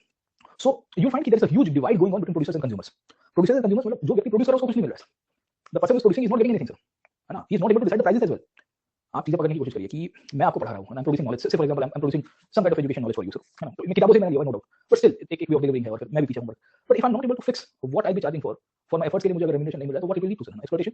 सिंपल चीज है ना sir, it will lead to कि मार्केट में कदर नहीं कर रहा है सर, समझे नहीं समझे। एंड देन यू फाइंड कि आप कंज्यूमर हो, you are consumer from the economic side, and consumer जो है वो मालामाल हो रहा है सर, फीलिंग है ना। तो आप में से काफी लोगों ने स्क्रीन रिकॉर्डिंग कर दिया और फिर इसको बेचना शुरू कर दिया, 500,000 रुपए में बेचते हैं आप लोग, फीलिंग है ना, समझे। सो इसमें प्रोड्यूसर कंज्यूमर डिवाइड होगा, मुझे तो रिफॉर्म्स, मुझे तो ना ही रिकॉग्निशन मिल रहा है ना ही मुझे वो है ना क्या कहते हैं रेम्यूनरेशन मिल रहा है, and then the consumers are enjoying, उसमें से काफी लोगों की टेलीग्राम पे बड़ी फॉलोइंग भी है, समझे ना, सोशल मीडिया पे ये लोग काफी एक्सपर्ट होते हैं सर, हम तो क्या ओल्ड स्कूल है, समझे नहीं समझे। एंड देन ओल्ड स्कूल होने के कारण हम उसे नहीं कर पाए, और आप देखो हमारा जिसका नाम था उसको कुछ मिला नहीं, जो प्रोड्यूस कर रहा था उसको कुछ मिला नहीं, और जो ले रहा था उसमें से मल्टीप्लाई करके मौज मौज कर रहा है सर, फीलिंग समझ लो। सो कहानी क्या चलती है, कहानी आपको ये देखिए मुगल कार्यकाल में सर, ठीक है, खैर ये तो मजाक की बात है ना, पर्सनली मत लीजिएगा सर। फॉरेन ऑथर्स इसके ऊपर बहुत इंटरेस्टिंग बातें लिखते हैं, क्योंकि अब जो सेकंड पार्ट है कि ओवरऑल ट्रेड अच्छा था, इंग्लैंड ट्रेड भी अच्छा है, ओवरऑल ट्रेड भी पोस्ट डेवलप हो रहा है सर, है ना, इंडिया 1/3 जीडीपी को कंट्रोल कर रहा था, यू फाइंड दिस पार्ट बहुत दिखेगा आपको भर भर के लिखते हैं मेडिवल इंडिया की जो हिस्टोग्राफर्स है ना सर।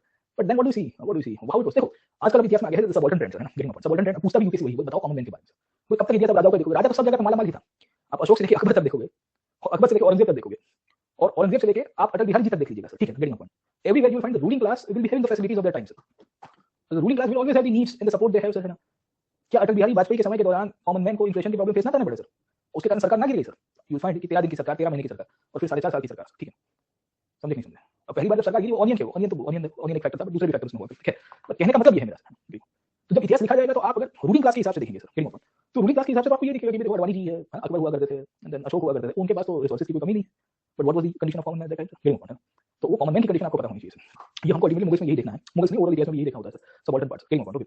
सो होता ये है कि यूरोपियन मार्केट्स के लिए इनके लिए गुड्स थे ना, हमारा यूरोपियन प्रोडक्ट्स के लिए गुड्स थे नहीं, और हमारी मोनोपोली हुआ करती थी क्योंकि हम गोल्ड एंड सिल्वर को मानते थे सर, ठीक है। इंडिया के अंदर ये ट्रेड बढ़ा, उसके कारण हमको ये पता चलता है कि बनियंस जिसे व्यापारी कहते हैं वो मोनोपोलाइज करते हैं सर, ठीक है। कभी-कभी आपको पता चलेगा कि मुगल गवर्नर्स और एजेंट्स के बीच में लड़ाई हो जाती थी सर, क्यों लड़ाई होती थी, क्योंकि ये इतने मालामाल हो गए सर बनियंस, तो मुगल गवर्नर को लगता था कि यार ये तो नहीं चलेगा सर, ठीक है, इसको तो मैं भी बड़ी बड़ा सर, समझे। और फिर ये उसको पैसा शेयर नहीं करता था, ये भी एक मचक बोरा था, बोरा कम्युनिटी से, ठीक है, गुजराती थे सर। एंड इसमें एक्चुअली बोरा दो जगह पे आपको दिखेंगे, दाऊदी बोरा दिखेंगे, दाऊदी बोरा इस्लाम में मानते हैं सर, ठीक है। दूसरे बोरा आपको बनियास दिखेंगे properly sir, getting point, okay. So व्यापारी अभी भी व्यापार करते हैं, so I had friend of mine जो ऑस्ट्रेलिया शिफ्ट हो गया सर, हर्ष वोरा नाम था उसका सर, ठीक है। एंड देन अभी वो बिजनेस ही करता है सर, ठीक है, ट्रेडिशनल बिजनेस करता है, उसका इंदौर में ऑफिस है, फिर वहां मुंबई में मस्जिद बिल्डिंग में उसका ऑफिस है। सो यू फाइंड कि ये वर्दी बोरा के व्यापारी उनको परेशान कर दिया, मतलब इतना पैसा उन्होंने कमाया था ना, ऑफिशियल्स उनको पुश करते रहेंगे, पैसा तो उनको सर, गेटिंग पॉइंट। तो Bohras were actually kind very rich people at that time as well, ठीक है। मार्केट्स थोड़ी बहुत चीजें बनती है सर, औरंगजेब के कार्यकाल तक यूरोपियन कंपनीज की संख्या भी बड़ी सर, भारत के अंदर इंडिगो कैलिको का एक्सपेंशन भी हुआ, अलग-अलग चीजों का एक्सपोर्ट होता है सर, है ना। डॉग्स आते थे भाई भारत के अंदर उस टाइम पे, है ना, मुगलों के समय पे कुत्तों का थोड़ा बहुत इनको स्टॉक चलना शुरू हुआ था, इनफैक्ट थॉमस लो के लिए या किसी के लिए कहा जाता है, तो जहांगीर के कोर्ट में आए थे तो कुत्ता लेके आए थे, समझे नहीं समझे। तो बोले ओए गोलू लेके आया, आपको क्या नाम है इसका, बोले टॉमी नाम है इसका, ठीक है, who let the dogs out गाना बजा ना उसके बाद, ठीक है। थॉमस लो लेके आए थे, not able to recall, Thomas लो लेके, कल बता दूंगा आपको, ठीक है, कहीं तो पढ़ा था, थॉमस लो लेके कोई लेके आया था कोर्ट में, राजा की कोर्ट के अंदर। तो यूरोपियन डॉग्स इंडिया में इंपोर्ट होने शुरू हुआ, ठीक है। सो यू फाइंड कि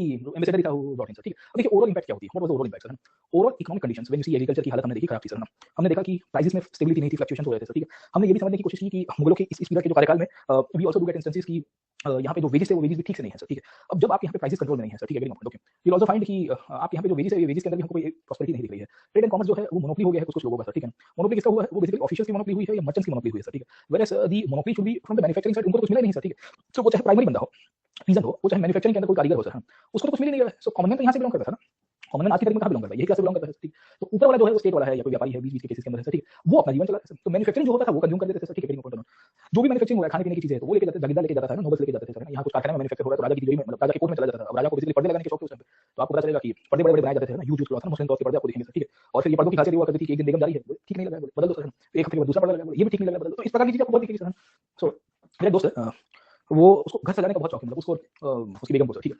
तो कहानी ये है कि मैं हर बार उसके घर पे जाता हूँ ना तो टेपेस्ट्री बनी होती है उसके सोफे की, जो बदल दिए गए डिजाइन, मतलब साल में एक दो दफा जाता हूँ मैं, जैसे बाहर मिल लेते हैं टाइप के ऊपर। मैंने कहा क्या गजब है तुम्हारा टेस्ट है ना, तुम 2 4 6 महीने के ऊपर मुगलों जैसा काम कर रहे हो, आपका बोले यार क्यों है सर। तो बोले हमारी वाइफ है, उनको थोड़ा शौक है इंटीरियर बिल्डर, मैंने वही तो बताया था ना कि मुगलों में ये चीज हमने बहुत पढ़ी है, देखिए सर। तो फिर मैंने उनको बताया कि ठीक है ना, उनकी वाइफ को बताया भाभी देखो आपका भी टेस्ट है ना मुगल जैसा है, मुगलों के कार्यकाल में ये चीज बहुत होती थी, जो लॉबी से पास हो रहा है ठीक नहीं लगा, बदल दिया जाए, ठीक है ना। आप भी वही काम करना चलते हो, खैर सुखी लोग है, व्यापारी लोग है, तो चलता है सब उनके यहाँ। चल अपना मिडिल क्लास है ना, मिडिल क्लास वैसे चीजें नहीं होती है ना, सोफे एक बार आ गए तो 5 10 साल तक वैसे के वैसे रहेंगे सर ना, सोच ला के रफू मरा के सर है ना, 2 4 साल में एक बार वो वॉशिंग करके है ना, चीजें चलनी चाहिए अपनी सर, है ना। और वो उसके ऊपर की प्लास्टिक भी नहीं निकलनी चाहिए, प्लास्टिक निकल गई तो मम्मी मारती है सर, बोले प्लास्टिक क्यों निकाली, तुम्हें शर्म नहीं आती है सर, ठीक है। देखो मिडिल क्लास कैन बी, आप कितना भी पैसा कमा लो बट सर, आपकी कुछ कुछ क्वालिटीज नहीं बदलती है सर जीवन की सर, गेटिंग पॉइंट। आप कितना भी एडवांस हो जाओ सर, मैं गाड़ी लिया, I I purchase new car sir, वो गाड़ी लेके मैं स्टीयरिंग से वो निकाला था, उसकी प्लास्टिक निकाला था, मैं घर में ठोका, मेरा स्टीयरिंग खराब हो जाएगा, मैंने बोला हाथ रखना है, मेरे को पसीना आता है, इसके ऊपर कलर चढ़ाऊंगा मैं। हाँ बोले तो ठीक है सर, ठीक है, बट ठीक है, दैट्स इनहेरेंट पार्ट हो गया, I do not blame them sir. चलिए let me come back to this point, how how आप कितना भी आगे चले जाओ सर, गाड़ी कितने लाखों की भी लोगे बट कुछ चीजें नहीं सुधरेगी। खैर देखिए, let me come back to this point, है ना। तो there was a huge producer consumer divide, what do you mean by the producer consumer divide? So rich class जो था वो एक्चुअली कंज्यूमर था, producer class was not the rich class. So there is this instance which is being said in the media era कि subordinate history के point of view से historiography से आपको पता चलेगा कि the rich class was not the manufacturing class which was being propagated up till now sir। अभी ये बोला जाता है हिस्टोग्राफी के अंदर कि भाई मैन्युफैक्चरर्स को गोल्ड मिलता था, गोल्ड वहां तक पहुंचता ही नहीं था, गोल्ड व्यापारी लेके चला जाता था या गोल्ड गवर्नर्स लेके जाते थे, मैन्युफैक्चरिंग क्लास को बहुत उसका आधा साधा मिलता था, ठीक है। कंज्यूमर क्लास जो था उसको बहुत मजा आती थी, तो प्रोड्यूसर्स ये लोग हुआ करते थे सर, वर्कर्स हुआ करते थे, कारखाने के अंदर काम करने वाले थे सर। अकबर ने इनके फिक्स सैलरी रखी थी सर, अकबर ने कारखानों के अंदर फिक्स सैलरी और सब चीजें रखी थी, ठीक है। तो स्टेट की और सोसाइटी की रिक्वायरमेंट है वो रिसोर्स मैनेजमेंट के थ्रू करने की कोशिश की गई, और जो कंज्यूमर क्लास था वो रूलिंग क्लास था इनका, है ना, गवर्नमेंट प्रोफेशनल थे, रिलीजियस क्लास थे, थियोलॉजिशियन थे, सब के सब, ठीक है। अब इन लोग की खासियत क्या हुआ करती थी, ये जो भी प्रोडक्शन होता था आधी से ज्यादा चीजें तो ये खुद ही ले लेते थे, ठीक है। एंड हमको ये पता चल रहा है कि मैरिजेस के अंदर देख लीजिए, घरों के डेकोरेशन में देख लीजिए, ज्वेलरी के अंदर देख लीजिए, ठीक है ना। तो इनका लेविश लाइफस्टाइल था, मतलब इनका लेविश लाइफस्टाइल देख के कभी मेरे को, है ना, किसी ने पूछा था, बोले मास्टर बकेट लिस्ट में एक प्रश्न आपको पूछा जाए, इतिहास में वापस जाना चाहोगे कब जाएंगे? बोले मेडिवल एरा में जीना चाहूंगा सर, ठीक। एंशिएंट वर्ल्ड में टेक्नोलॉजिकल एडवांसमेंट नहीं था, कम्युनिकेशन को लेकर बहुत प्रॉब्लम था, मॉडर्न में तो हालत खराब है भाई साहब, है ना, प्रदूषण ये वो जमता नहीं अपने को, छाती फूट जाती है सर। मेडिवल बढ़िया है, ट्रांजिशन जोन है सर, और वही 16-17 सेंचुरी मॉडर्न ऐशो आराम भी आ गया है सर, और बाकी अपने शौक भी पूरे हो सकते हैं सर। खैर let's come back to this point, राजा तो अपने खुद बनूंगा, प्रतीक नायक का कैरेक्टर होगा, ठीक है। I don't like to have this बहरूपिया आइडेंटिटी सर, ठीक है ना। मेडिवल एरा में एक और नायक डायनेस्टी खड़ी करूंगा मैं सर। चलिए let's come back to this point, okay. फिर अपने पोर्ट्रेट निकालूंगा सर, राइट नहीं है ना, समझे नहीं समझे? प्रतीक हो सर, आप रास्ते में जाओगे यूं आपको, है ना, हाथ में से लेके जाना पड़ेगा, बोले ये अगर विदाउट पोस्टर कहीं पे पकड़ेगा ना तो पनिशमेंट मिलेगी आपको सर, ठीक है ना। ऐसे नहीं सिस्टम में मैं गया नहीं, मतलब अब ऑटोक्रेटिक रेजिम्स है नहीं, मतलब होते ना तो मैं एस्पायर करता था, गलत नहीं करता हूं, ठीक। ऑटोक्रेटिक रेजिम्स होते हैं मैं कैसे भी घुस जाता हूं, डेमोक्रेसी तो आई एम नॉट इंटरेस्टेड मच, है ना, क्योंकि पावर नहीं है, मुझे पता है वो लॉ एंड ऑर्डर आ जाएगा, आरटीआई हो जाएगी, जुडिशरी आ जाएगी, चेकमेट हो जाएगा ना, डिपॉजिट हो जाएगी, ठीक। बट देन अगर ऑटोक्रेटिक सिस्टम होती ना, अगर टच नहीं है, अच्छी बात है, मैं बोल भी पा रहा हूं, तो मैं कैसे भी करके घुस जाता, टाटुगाई करके भी घुसता है ना, फिर नोबल के बन के घुसता, फिर अल्टीमेटली फिटिंग में बन जाता, मुझे आता ही था कैसे बनना है। खैर let's come back to this, तो मजा नहीं है सर। खैर मीडियो लेना में जो मजा है ना, वो मजा यहाँ एंशिएंट बहुत पुराना है, एंशिएंट में टेक्निक्स भी नहीं थी सर, गेटिंग पॉइंट। एंशिएंट में बहुत सारे उतना वो था नहीं मटेरियलिस्टिक एडवांसमेंट सर। मीडियो में मुस्लिम यार मलमल सर, मलमल देखिए सर ना, पटोला गोल्ड के साथ कपड़े पहनते थे। एंशिएंट में आपको गोल्ड के कपड़े नहीं दिखेंगे सर, कपड़े का डेवलपमेंट ही नहीं हुआ, तो समझ नहीं समझे ना, कपड़ों का डेवलपमेंट ही नहीं हुआ। हड़प्पा देखो आधे से ज्यादा बेचारे आधे घूम रहे थे सर ना, दे हाफ नेकेड सर। मीडियो was perfectly we can say, है ना, सिस्टमैटिक। और फिर नया रिलीजन भी मैं बनाऊंगा, स्टेट पॉलिसीज भी मेरी होगी, है ना, एवरीथिंग वाज अंडर अपने वो जिले इलाही से कम थोड़ी थे अपने सर, ठीक है ना। अपन इलाही खुद बन जाएंगे सर, भाई पोस्टर पोस्टर ये एक से एक चीजें मेरे पास है सर दिमाग में सर, ठीक है ना। टचवुड आप भगवान से प्रार्थना करिएगा ऊपर वाले से, बोले ये बंदा जाना नहीं चाहिए वरना मॉडर्न टाइम में कुछ नई चीजें खड़ी कर देगा। चलिए तो कहानी क्या है सर, ठीक। सो कहानी आपको ये दिखेगी, गैम्बलिंग वैम्बलिंग और बाकी सारी डेकोरेशन मैंने आपको बताया सर, उसमें पैसे निकाले सर। देखिए प्रॉब्लम क्या हो रहा है, there is a huge disparity between the rich and the poor, and then you will find कि जब ह्यूज डिस्पैरिटी, इनको मैं जेल में डालूंगा इनके डिप्लोमेट्स को सर ना। जहांगीर ने डलवा दिया तो टर्की से आए हुए बेसिकली डिप्लोमेट्स, वो चल भी कर रहे थे, बोले हम सुल्तान के हैं। जहांगीर बोले कौन सा सुल्तान? बोले हम उस्मानिया रियासत से। तो बोले आपको सजदा करना पड़ेगा, है ना, वो खलीफा है। जहांगीर बोलता चल चल इसको डाल दे जेल में, उठा खलीफा को उगाड़ नहीं पाया उसका। Let's come back to this, okay. गलत गलत लोगों के साथ ये करते हो तो क्या होगा सर, ठीक। जहांगीर ऐसे जहांगीर थोड़ी था सर, अकबर ने किया था, अकबर ने किया था, जहांगीर ने भी किया। So what do you see, poors were getting oppressed, समझे आप लोग, ठीक है। They were not having the incentive to work, इनको कंपल्सरी जमीन के ऊपर खेती करवाई जा रही थी। आप जो कॉटन की एग्रीकल्चर देखोगे यू फाइंड कि ये एग्रीकल्चर एक्सपेंशन के रूप में स्लेव बना दिया गया है, ठीक है। तो कहानी ये है कि एक फॉरेन ऑथर लिखते हैं कि so much is run from the peasants that even dry bread is scarcely left to them for their food, है ना, खाने के लिए इनके पास ब्रेड का टुकड़ा भी नहीं हुआ था, ठीक है। यू विल आल्सो फाइंड कि प्रोडक्शन और डिस्ट्रीब्यूशन जो था वो कभी तक एंड यूजर तक पहुंचा ही नहीं है, ठीक। और एंड यूजर को जो चीजें मिलनी चाहिए मैन्युफैक्चरिंग जो हो रहा था उनके तक पहुंचेगी नहीं, ठीक है। क्योंकि जो अकबर ने एडमिनिस्ट्रेटिव एक्सप्लॉइटेशन किया था, we had studied administrative exploitation के टर्म आपको पढ़ाई थी, उसमें जो ह्यूज ब्यूरोक्रेटिक सेटअप बनाया था वो क्या हुआ sir, they started coming in between every step, है ना, हमारा क्या सर, है ना, लाइसेंस राज की सिस्टम बना दी थी सर, ठीक है। तो परिस्थिति इतनी खराब होती है कि जो दूसरों के लिए कपड़े बनाता था वो खुद कपड़ा नहीं पहन पाता था। यू कैन इमेजिन कि क्या परिस्थिति थी सर, ठीक है। So the weavers were naked themselves, they told to cloth other people, this is written by one of the foreign travellers who came in the period of this, ठीक। कि जो दूसरों के लिए कपड़े बना रहा था वो खुद कपड़े नहीं पहनता था, जो दूसरों का घर बना रहा था वो खुद का घर नहीं बनाता। आज भी ये चीज साफ करके मैं आपको बताता हूं, डिस्पैरिटी अभी भी यही है सर समाज के अंदर। आज मजदूर आपके लिए, आप जहां पे रहते हो कंस्ट्रक्शन साइट, आप देख लीजिए सर, मजदूर बहुत लोग काम कर रहे हैं, उनका खुद का घर नहीं होगा, वो आपके 2 BHK 3 BHK 5 BHK बड़ा सा बंगला बना के देंगे लेविश, क्लियर पॉइंट। और होता ये था कि किसान जो है वो दूसरों के लिए खाना बना रहा था पर खुद के लिए खाना नहीं हो पा रहा था। So peasants were hungry themselves, they told to feed other people but they did not get that things. इनके पास ब्रेड का टुकड़ा नहीं बचता था सर, अनाज स्टेट अप्रोप्रिएट कर देते थे in the form of land revenue conversion. तो होता यह है कि producers were at the mercy of the bureaucracy and the nobility and the administration became economic parasite. आपने बनाया था administrative reforms, Akbar is known as one of the great reformers, but the way administrative exploitation took place it led to the parasiting, या parasite के रूप खून चूसना लोग कहते हैं, ठीक है। ये कंडीशन यहां पे हो जाती है। परिस्थिति इतनी खराब थी कि जो थोड़ी बहुत प्रॉस्पेरिटी होती थी, ये प्रॉस्पेरिटी के चक्कर में, देखा देखी के चक्कर में जो प्रोड्यूस होता था उसको ये लोग गोल्ड और ज्वेलरी से एक्सचेंज कर दिया करते थे। Every time the Mughal state used to do that, whatever production used to take place, for example खाना ठीक बना या टेक्सटाइल का अच्छा काम हो, तो कॉटन का अच्छा प्रोडक्शन हो तो सामने गोल्ड ले लिया, सिल्वर ले लिया, क्योंकि नोबल्स के पास में था सब कुछ कंट्रोल। अरे भाई खाने के लिए रखो ना चीजें एक्सचेंज करके, बोले नहीं हमको गोल्ड चाहिए। ये माइंडसेट हमारा अभी भी है sir, this mindset. So exchange of bread for stones concept आता है कि आप अनाज का दाना देखिए सामने पत्थर ले रहे हो, डायमंड लेते थे, गोल्ड लेते थे, ये सब चीजें सर, ये अभी भी चलता है, दिस स्टिल गोज ऑन, है ना। खाने को कुछ नहीं है सर ना, बट आप देखोगे तो जीवन अपना वो उसी तरह से चलाएगा सर नवाबी सिस्टम आपको।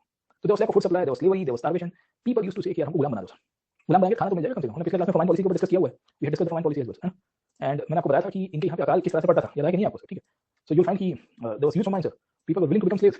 तो एग्रीकल्चर कंडीशन खराब है, ओवरऑल आप देखोगे मैन्युफैक्चरिंग हो रहा है पर मैन्युफैक्चरर्स को तो उसका लाभ मिला नहीं सर।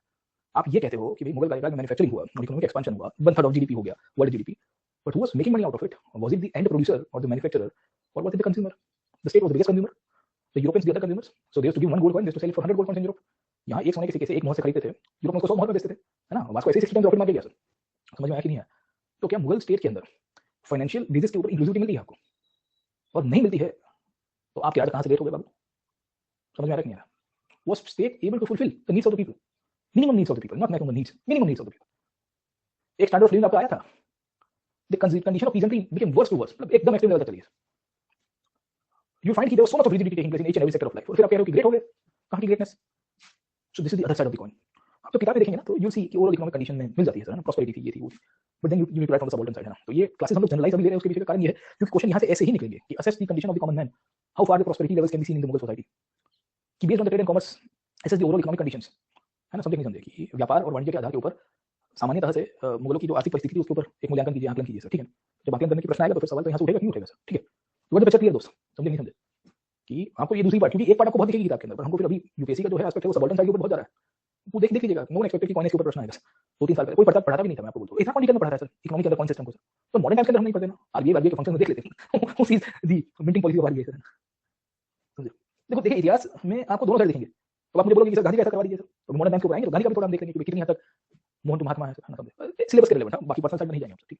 सिलेबस के सेंटर जाएंगे और हमारा हो जाएगा बोले आज तक, समझे नहीं समझे? हम कंस्ट्रक्टिव क्रिटिसिज्म कर रहे हैं, अभी भी ये नहीं कर रहे कि डिस्ट्रक्टिव फॉर्मेट है सर, समझ लो। Picture clear you? So last हमारा ये था इकोनॉमी में। एक और पार्ट है वो है सोसाइटी सर, ठीक। मैं सोच रहा था कि आज मैं उसका डिक्लाइन भी करवा दूंगा सर, पर कोई बात नहीं, डिक्लाइन के लिए अलग से 2.5 घंटा रखेंगे, डिक्लाइन का अलग से स्पेशल क्लास है, चिंता मत करिए, मराठा में अभी करेंगे, but we are concluding on I guess 11 को हमारा लास्ट क्लास है ना, 11वीं को लास्ट क्लास है। हां तो 12 को एक्सटेंड करूंगा कि नहीं करूंगा, नॉट श्योर सर, ठीक है? बट 12-13 के बीच में या 14-15 तक लॉन्च कर दूंगा सर ऑप्शन, और 14-15 को यहाँ संक्रांति आ रही है सर, ठीक है? और फिर गुजरात में Sankranti is huge, but let's see अभी है ना कि सह लेंगे थोड़ा सा, चलिए कम बैक ओके। अभी तो क्या कोविड है तो कुछ होगा नहीं, वरना तो संक्रांति यहाँ थोड़ी ठीक से सेलिब्रेट, मतलब Gujarat is known for celebrating festivals, okay? तो हमने ये पढ़ लिया है कि पीजेंट की कंडीशंस क्या है, किस तरह से मॉनेटरी कंडीशन है, साइंस एंड टेक है, इकोनॉमिक कंडीशंस याद रहेगा सबको। यहाँ से प्रश्न ऐसा वाला आया नहीं है, बट मेरे अंदर की मतलब अंतरात्मा ये कह रही है कि यहाँ से आएगा सर, और आपको पूछेगा कि what was the status of trade, what was the status of economy sir, overall economic conditions of the society, तो उसमें आपको तीनों पार्ट लिखना है सर, ठीक है? आपको जब पूछा जाएगा ना कि what was the economic conditions of the society, तो आप तीनों पार्ट के अंदर लिखने की कोशिश करेंगे सर, ठीक है? Very important. So you write from the primary sector, you see कि भाई what was the condition of the agriculture and peasantry sir, ठीक है? You write from the manufacturing sector and you see कि भाई manufacturing class में textile industry है या jewellery है या बाकी सारे अदर सेक्टर्स में क्या हालत है सर, ठीक है? Then you find you write about the trade and commerce, जो सर्विस सेक्टर के अंदर है सर, इनका कैसे ग्रोथ हुआ है, इनको कैसे फायदा होता है सर, और then you also find about the ruling class कि सबसे मालामाल किसकी थी इकोनॉमिक कंडीशन में, इन लोग की थी सर, ठीक है? कॉमन मैन यहाँ से बिलोंग करता था, इनको कुछ नहीं मिला सर, ठीक है? जो था वो ये था सर, प्रोडक्शन ये करते थे, मैन्युफैक्चरिंग ये करते थे, लेके जाता था स्टेट, ये लेके जाते थे, ये सर्विस क्लास। बनियान लोगों को पैसा मिला है ना, इंडियन एजेंट्स को बहुत पैसा मिला सर। इंडियन एजेंट तो कितने मालामाल पता है, ये गांजा बेच के, ओपियम है ना, अफीम, गांजा नहीं अपन अफीम कहेंगे, ये जो अफीम बेच के, देखो इंडियन ट्रेडर्स जो चाइना में अफीम बेच के आए थे, ओपियम ट्रेड होता था ना एक टाइम के ऊपर, और अंग्रेज बहुत छाने थे सर, तो इनको ऐसा नहीं ये पाप हम नहीं करेंगे सर, ठीक है? तो यू फाइंड कि इंटरमीडिएट ट्रेडर्स के रूप में बनियान हुआ करते थे, इनको लाइसेंस दिया गया था, और ईस्ट इंडिया कंपनी इनको लाइसेंस दिया, बोले आप हमारी बिहाफ में व्यापार करिए। तो वहाँ चाइनीज लोगों को फिर ओपियम में पेनिट्रेशन, इसके लिए इंडियंस के प्रति अभी भी काफी सारा वो कैंटोन में हांगकांग वाले रीजन में वहाँ पे लड़ाई हुई ओपियम वॉर्स, उसमें इंडियंस को धुआं से देखा जाता है, बोले इन्होंने हमारे समाज को बिगाड़ा था, ठीक? और इंडिया में क्या था कि opium was not seen in negative way, हमको ऐसे नेगेटिव देखते नहीं थे, तो हमने उसको मॉडर्नाइज भी किया था, हमने उससे पैसे भी कमाए थे सर, ठीक है? उसमें कुछ लोगों को भीड़ आ गई, तो काफी लोगों ने ओपियम का व्यापार बढ़ा के ऐसा कहते हैं कि टंकशाल छाप दिया सर। टंकशाल का मतलब क्या है सर, ठीक है? टंका जो कॉइन्स है ना, कॉइन्स खुद से छाप दिया सर, ठीक है? तो there is this place in Ahmedabad called Tankshal. So I still remember when I was young, I had gone to market with my फूफा जी, ओल्ड सिटी में जगह टंकशाल। सो मैं फूफा जी के पास गया, मेरे फूफा जी मुझको पतंग लेने गए, वहाँ मार्केट है बहुत पुराना पतंग का सर, एवरी ईयर ये जनवरी में भरता है, सीजनल मार्केट है, दुकान पुरानी दुकान है। सो उन्होंने कहा कि बेटा यहाँ पे पहले सिक्के छापा करते थे, मतलब the coins were produced. I was very young, मेरे फूफे का लड़का था, मतलब मेरी बुआ जी का लड़का था, और मेरा कजिन था, मैं था। सो मैं फूफा जी उसको एक्सप्लेन एवरीथिंग, बोले यहाँ ऐसा था कुछ सैकड़ों साल पहले, 100 साल पहले, 200 साल पहले, पर अपना ध्यान उस समय पतंग पे रहता था। बोले ये बड़ा लेना है, चील पतंग लेना है सर, ढाल लेनी है, बहुत सारा डिफरेंट वैरायटी ऑफ पतंग है, फिर वो फिर कैसे लेनी है, बरेली का मांझा लेना है सर, ठीक है? अपनी अलग सूरत का मांझा एक लेना है, 5000 बार की दूरी चाहिए, ये सब चीजें। एंड देन यू फाइंड कि मतलब बड़ा हुआ, यूपीएससी की तरफ आए, फिर से एक बार मैं पतंग लेने फिर टंकशाल गया, रात को दोस्तों के साथ 12 तारीख को गया था मैं। फिर मुझे ये जगह का नाम रिकॉल हुआ, टंकशाल, कॉइन्स, टंका, समझ में आया कि नहीं आया कि एक ऐसी जगह जहाँ टंका बना करते थे। You find the words that we use in Persian historiography और बाकी सारे सर। फिर मैं सोच रहा था मैं खड़ा खड़ा यहाँ पे, मैंने बोला देखो यहाँ मुगल गवर्नर्स मुजफ्फर डायनेस्टी को टॉपल किया और फिर गुजरात कैप्चर किया, Ahmedabad used to be capital at that time, वही ओल्ड सिटी वहाँ पे खड़ा हुआ हूँ मैं सर। फिर वहाँ से आगे गया, दिल्ली दरवाजा आया, फिर रुक गया मैं, फिर दोस्त बोला कि क्यों रुका है, मैंने बोला चाय पी रही था, दिल्ली दरवाजा करके जगह है। फिर दोस्त के साथ चाय पी रहा था, तो बोला कि तू क्यों किधर मतलब पता ले ले, व्हाट आर यू थिंकिंग, मतलब पूरे रास्ते में यही था। तो मैंने कहा कि पता है दरवाजा क्यों बनता था, बोला दिल्ली दरवाजा, बोले दिख रहा है इसका डायरेक्शन कैसे है, मैं जहाँ खड़ा था वहाँ से नॉर्थ में दिल्ली आता है सर, अहमदाबाद से नॉर्थ में दिल्ली। तो मैंने कहा कि जब मुगल्स ने एरियाज को कंसोलिडेट किया, उनके लोकल गवर्नर्स अपने राजा की वफादारी दिखाने के लिए इस प्रकार के गेट्स बनाते थे। सो यू फाइंड कि multiple cities, you go to Pune, you find Delhi दरवाजा। तो मैं सौराष्ट्र गया तो वहाँ पे दिल्ली दरवाजा दिखा, राजकोट की साइड में आ गया तो वहाँ छोटे टाउन में दिल्ली दरवाजा दिखा। तो एक नहीं बहुत सैकड़ों जगह पर आपको दिल्ली दरवाजा दिखेगा। अगर आप ओल्ड सिटीज मतलब आप ट्रैवल कर रहे हो नॉर्थ इंडिया में, बहुत जगह दखन दिल्ली गेट, दिल्ली दरवाजा आपको मिल जाएगा, ठीक है?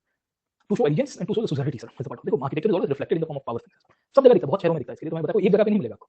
क्या let me come back to this point, है ना? तो इकोनॉमिक कंडीशन समझ में आई। अब किसी ने पूछा है कि आकाश क्या पूछ रहा है कि factors behind the growth in overall trade sir. देखिए factors behind the growth, what factors were responsible behind the overall trade and commerce का क्यों हुआ सर? अब देखिए कि देखो 3 फैक्टर्स हैं ट्रेड एंड कॉमर्स के बढ़ते हैं। तो पहले देखोगे कि प्राइमरी में मैन्युफैक्चरिंग, प्राइमरी में एग्रीकल्चर का ग्रोथ हुआ मुगल से, ठीक है? क्या एग्रीकल्चर का ग्रोथ होने के पीछे का कारण क्या था? Expansion of empire. So when the expansion of empire, the forest were being cut out, the Jagirdars were allotted the land and they started promoting agriculture and local things. समझे आप लोग? तो पहले तो चीजें आप देखने की कोशिश करोगे तो कल्टीवेशन में एरिया लाया गया and more area being brought under cultivation will lead to the primary benefit. जब इसका ग्रोथ हो रहा है along with political stability in the empires, है ना, रात की रूप से सिर्फ आ रही है और हमने देखा था कि ये political stability मूलतः से अकबर के कार्यकाल से आने की शुरुआत हो गई थी सर, ठीक है, और अकबर में फिर जहांगीर में शाहजहां में सर इन सब पीरियड के अंदर हमको ये पता चला है कि रात की रूप से स्थिरता थी, ये स्थिरता थी, साथ साथ हमको पता चला है कि एडमिनिस्ट्रेशन भी एक्सपांड हो रहा था, तो इसके कारण एक चीज हमको पता चला कि स्टैंडर्डाइजेशन हो रही है। दूसरा राजा ने मॉनेटरी रिफॉर्म भी करना शुरू किया, अभी हमने पढ़ा सर, याद है कि नहीं है, देखो ये सब चीजें आप लिख सकते हो सर, ठीक है। तो you also find this thing also being taking place, okay. You also see कि ये एडमिनिस्ट्रेशन के अंदर प्रोविंशियल एडमिनिस्ट्रेशन भी आपको उभर के आ चुका है सर, समझ आप लोग। पीछे के फैक्टर के अंदर देखोगे तो थर्ड अर्बनाइजेशन ऑलरेडी हो चुका है सर। प्रोफेसर हबीब ने इसके ऊपर लिखा है कि even in the Delhi Sultanat the third urbanisation had already taken place. So there was not much decline in the transition from Delhi Sultanat to the Mughals took place. सत्ता ये थी कि अर्बनाइजेशन को डिक्लाइन वो पार्ट में नहीं जा रहा हूं, the urbanization and the special characteristics of the Mughal cities, it's a very different aspect, okay. प्रश्न आया नहीं है, टचवुड अगर आ गया तो अगली बैच में करना पड़ेगा मुझे, ठीक है, करवाना पड़ेगा, मतलब होगा तो मैं शायद स्पेशल क्लास में करूंगा, मतलब आपको ऐसा लग के हैरानी होगी, और अगर मैं स्पेशल क्लास की सीरीज लूंगा तो फिर से 100 लेक्चर्स ले सकता हूं over and about the topics that I have discussed in the class, 120 lectures में भी तक, ठीक है।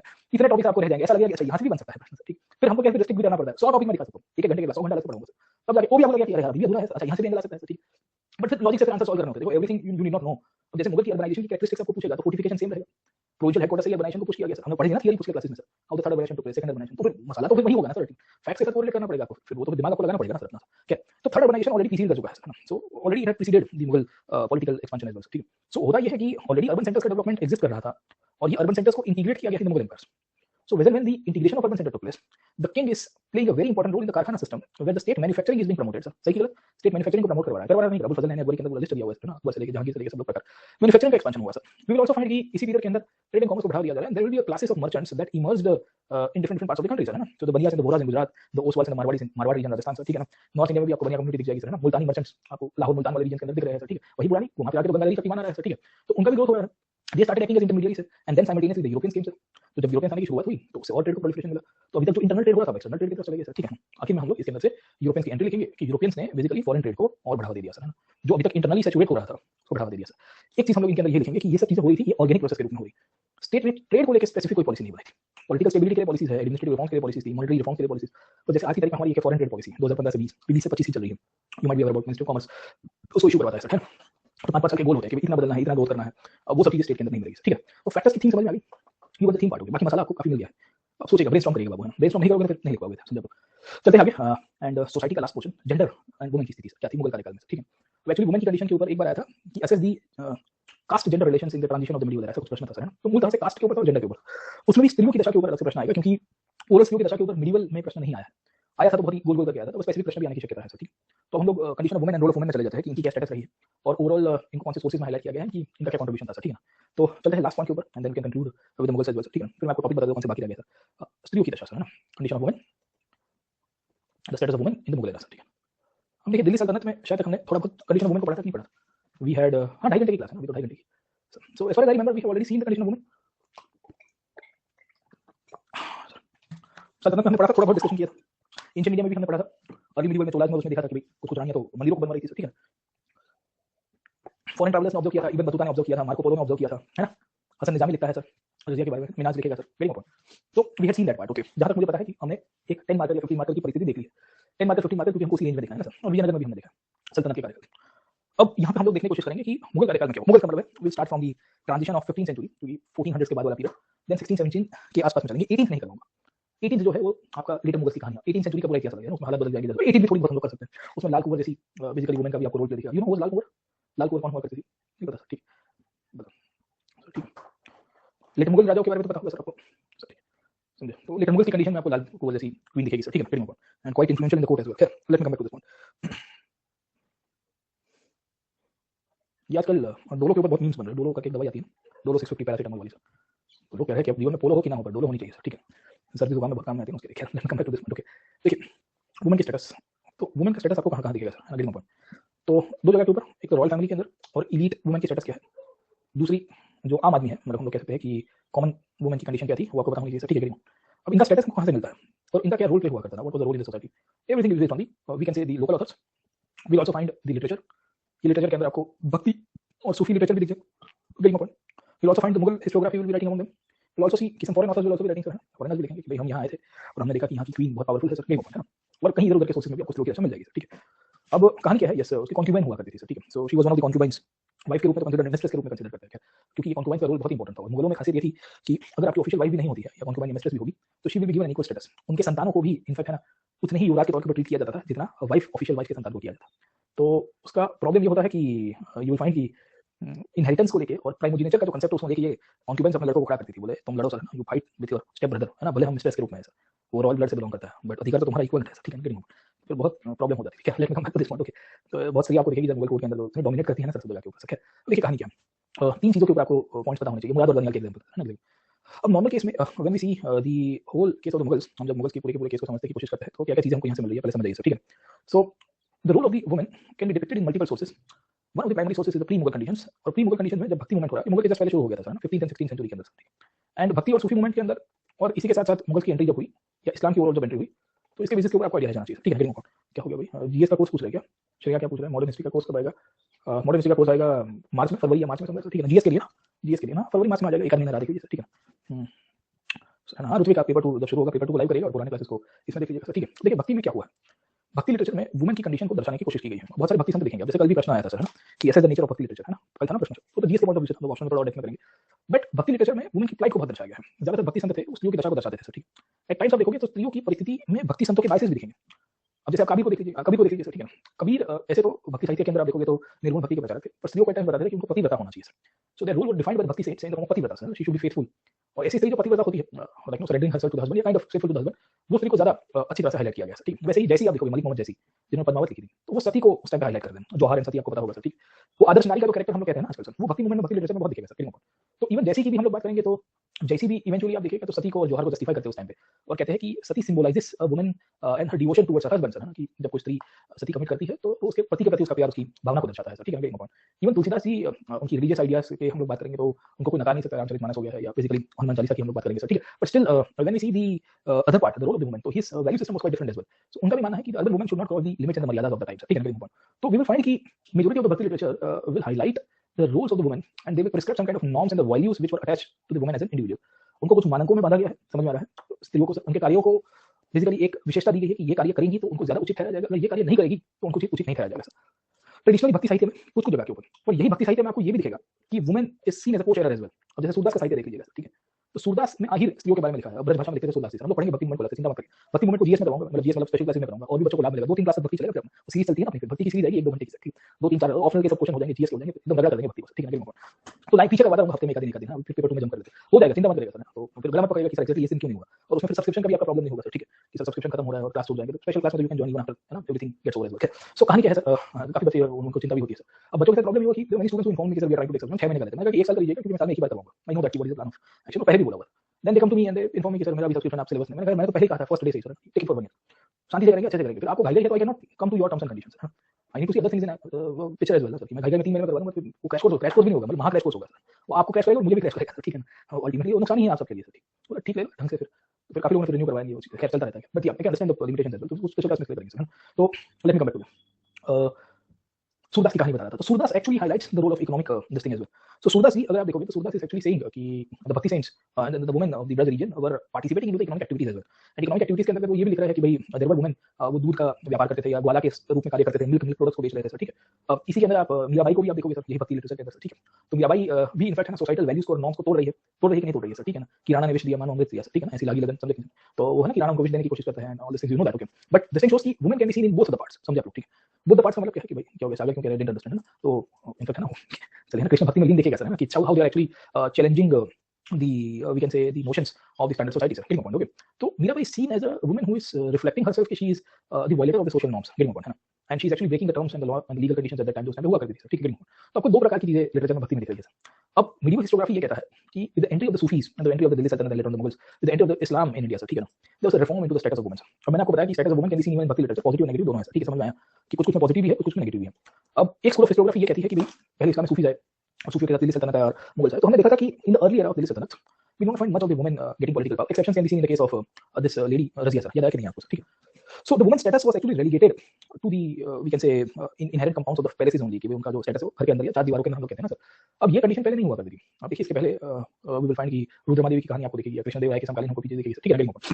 तो इसमें आपको ये भी दिखता है कि with the entry of Delhi सल्तनत वी विल फाइंड कि स्त्रियों की दशा दोनों साइड पे आपको बदलती हुई देखने को मिल रही है। सो ठीक है, कुछ-कुछ सूफी संत ऐसे भी थे जिन्होंने वुमेन को स्वीकारा भी सही है, मतलब जैसे निजामुद्दीन औलिया को देखोगे सल्तनत के समय पे, तो उन्होंने मुरीद के रूप में स्त्रियों को स्वीकारा था। तो औलिया के टोटल उस टाइम पे इमीडिएटली 4 शिष्य हुआ करते थे, ठीक है ना? उसमें से एक जो शिष्य हुआ करती थी, उनकी मुरीद हुआ करती थी, she was a lady sir, ठीक है ना? तो दिल्ली में बैठते हैं निजामुद्दीन औलिया सर। सो यू फाइंड कि ये भी चीज़ आपको मिलेगी, बट ओवरऑल आपको ये मिलेगा कि इस्लाम का जो थियोलॉजियन क्लास था, ऑर्थोडॉक्स क्लास था, वो नॉर्मल केसेस के अंदर हमको ये पता चलता है कि स्त्रियों को अलाउ नहीं करता था। They were not allowing women to take part in active politics, समझे आप? तो Islamic orthodox class, the ulemas, Sufis allowed them. Sufis ने कहा कि भई हमको कोई प्रॉब्लम नहीं है। But the ulema class and the orthodox class actually did not allow, in fact उसको डिनाउंस करते हैं। डिनाउंस करने का मतलब है कि वो कहते थे कि ये गलत हो रहा है। अब जैसे बदायूनी को देख लीजिए, बदायूनी भर-भर के कोसता था अकबर को, है ना? तो उसकी मुंतखब उल तवारीख जो है, उससे ज़्यादा तो हम लोग कहेंगे कि आलोचना तवारीख होनी चाहिए, उसका मतलब ठीक है, गेटिंग पॉइंट, ओके। आलोचना अकबर तो मॉडर्न संस्कृत नेम कर देते हैं, है ना? कि भई इसकी तो आलोचना ही आलोचना की है, मतलब द ग्रेट क्रिटिसिज्म, है ना? Getting point, okay. तो उसमें भर-भर के उसने कोसा है अकबर की ये पॉलिसीज़, वो पॉलिसीज़, फलानी पॉलिसीज़, ठीक है। तो ulema class did not allow them. उलेमा क्लास का मानना था कि the women should be relegated to a certain role and they should not be allowed to take part in active state policies, neither in other parts of life as well. But yeah Mughal court के अंदर आपको अलग scene दिखेगा, दिखेगा कि नहीं दिखेगा sir, ठीक। और मुगल कोर्ट के अंदर हमको ये पता चलता है कि there was a class of elite women जो इस समय के दौरान हमको ये पता चलेगा कि अपना रोल प्ले कर रही है सर। अब गुलबदन बानो बेगम को देख लीजिए सर, है ना? Begum point, so she wrote Humayun, you see Nurjahan अपने खुद किसी की इश्यू करवाती है, कोर्ट में बैठती थी विदाउट पर्दा, है ना? इसलिए पेंटिंग भी विदाउट पर्दा दिखते हैं। हाँ, हमारी इतने करीब मत आइए, है ना? हम तो मतलब बात कर देंगे। जहांगीर कहता है कि हम बर्बाद होना चाहता है, ठीक है ना? वही कहानी है ना आपकी सर। इसलिए case of Jahanara, Jahanara was the daughter of Shahjahan sir, and she was actually indirectly पीछे गेम कर रही थी, भाइयों में लड़ाई हो रही थी ना, 4 भाइयों में, मुराद बख्श, चंचूजा, औरंगजेब, अंदरा, तरसुको सर, है ना? अच्छा, मैं एक दिन में शायद बता रहा था कि समूहगढ़ धर्म था ना, एक्चुअली पहले धर्मत हुआ था, फिर समूहगढ़ होता है। मैंने शायद उस दिन समझाने में पहले ये कहा था कि समूहगढ़ हुआ फिर धर्मत हुआ। कुछ पता उल्टा नहीं बताया था ना शायद तक, ठीक। समूहगढ़ बाद में था, धर्मत पहले, धर्मत अप्रैल 15 1658 में हुआ, जहाँ जसवंत सिंह को भेजा गया, फिर he was relegated, and then Samugarh होता है, ठीक है। समूहगढ़ में फाइनली दारा भाग गया, दारा फिर लाहौर की तरफ गया, और फिर वहाँ से औरंगजेब ने उसको उठवाया, उसके पीछे भागा था, और फिर औरंगजेब को गार कटवा देगा सर, ठीक है ना। खैर, तो मैं शायद आगे पीछे मुझे याद नहीं है, आगे पीछे बोला था, बराबर सीक्वेंस बोला था, ठीक है ना। कभी-कभी क्या होता है कि धुन में बोल देते फिर याद आता है, तो मैं कल सोच रहा था आगे पीछे, ठीक है। खैर, है, let me come to this point, हाँ, बट याद रखिएगा कि पहले धर्मत होता है, मतलब खाली सीक्वेंस के लिए sir, and then you will find कि समूहगढ़ बाद में होगा। समूहगढ़ के बाद दारा सिकों का पिक्चर क्लियर हो गया सर, ठीक है। दोनों 1658 में ही थे, धर्मत अप्रैल 1658 में था, समूहगढ़ मई 1658 में थे, और मई 27 मई की तारीख थी एक्चुअली सर, ठीक है। धर्मत कुछ मिड अप्रैल में था, 15 के आसपास के टाइम था सर, है ना।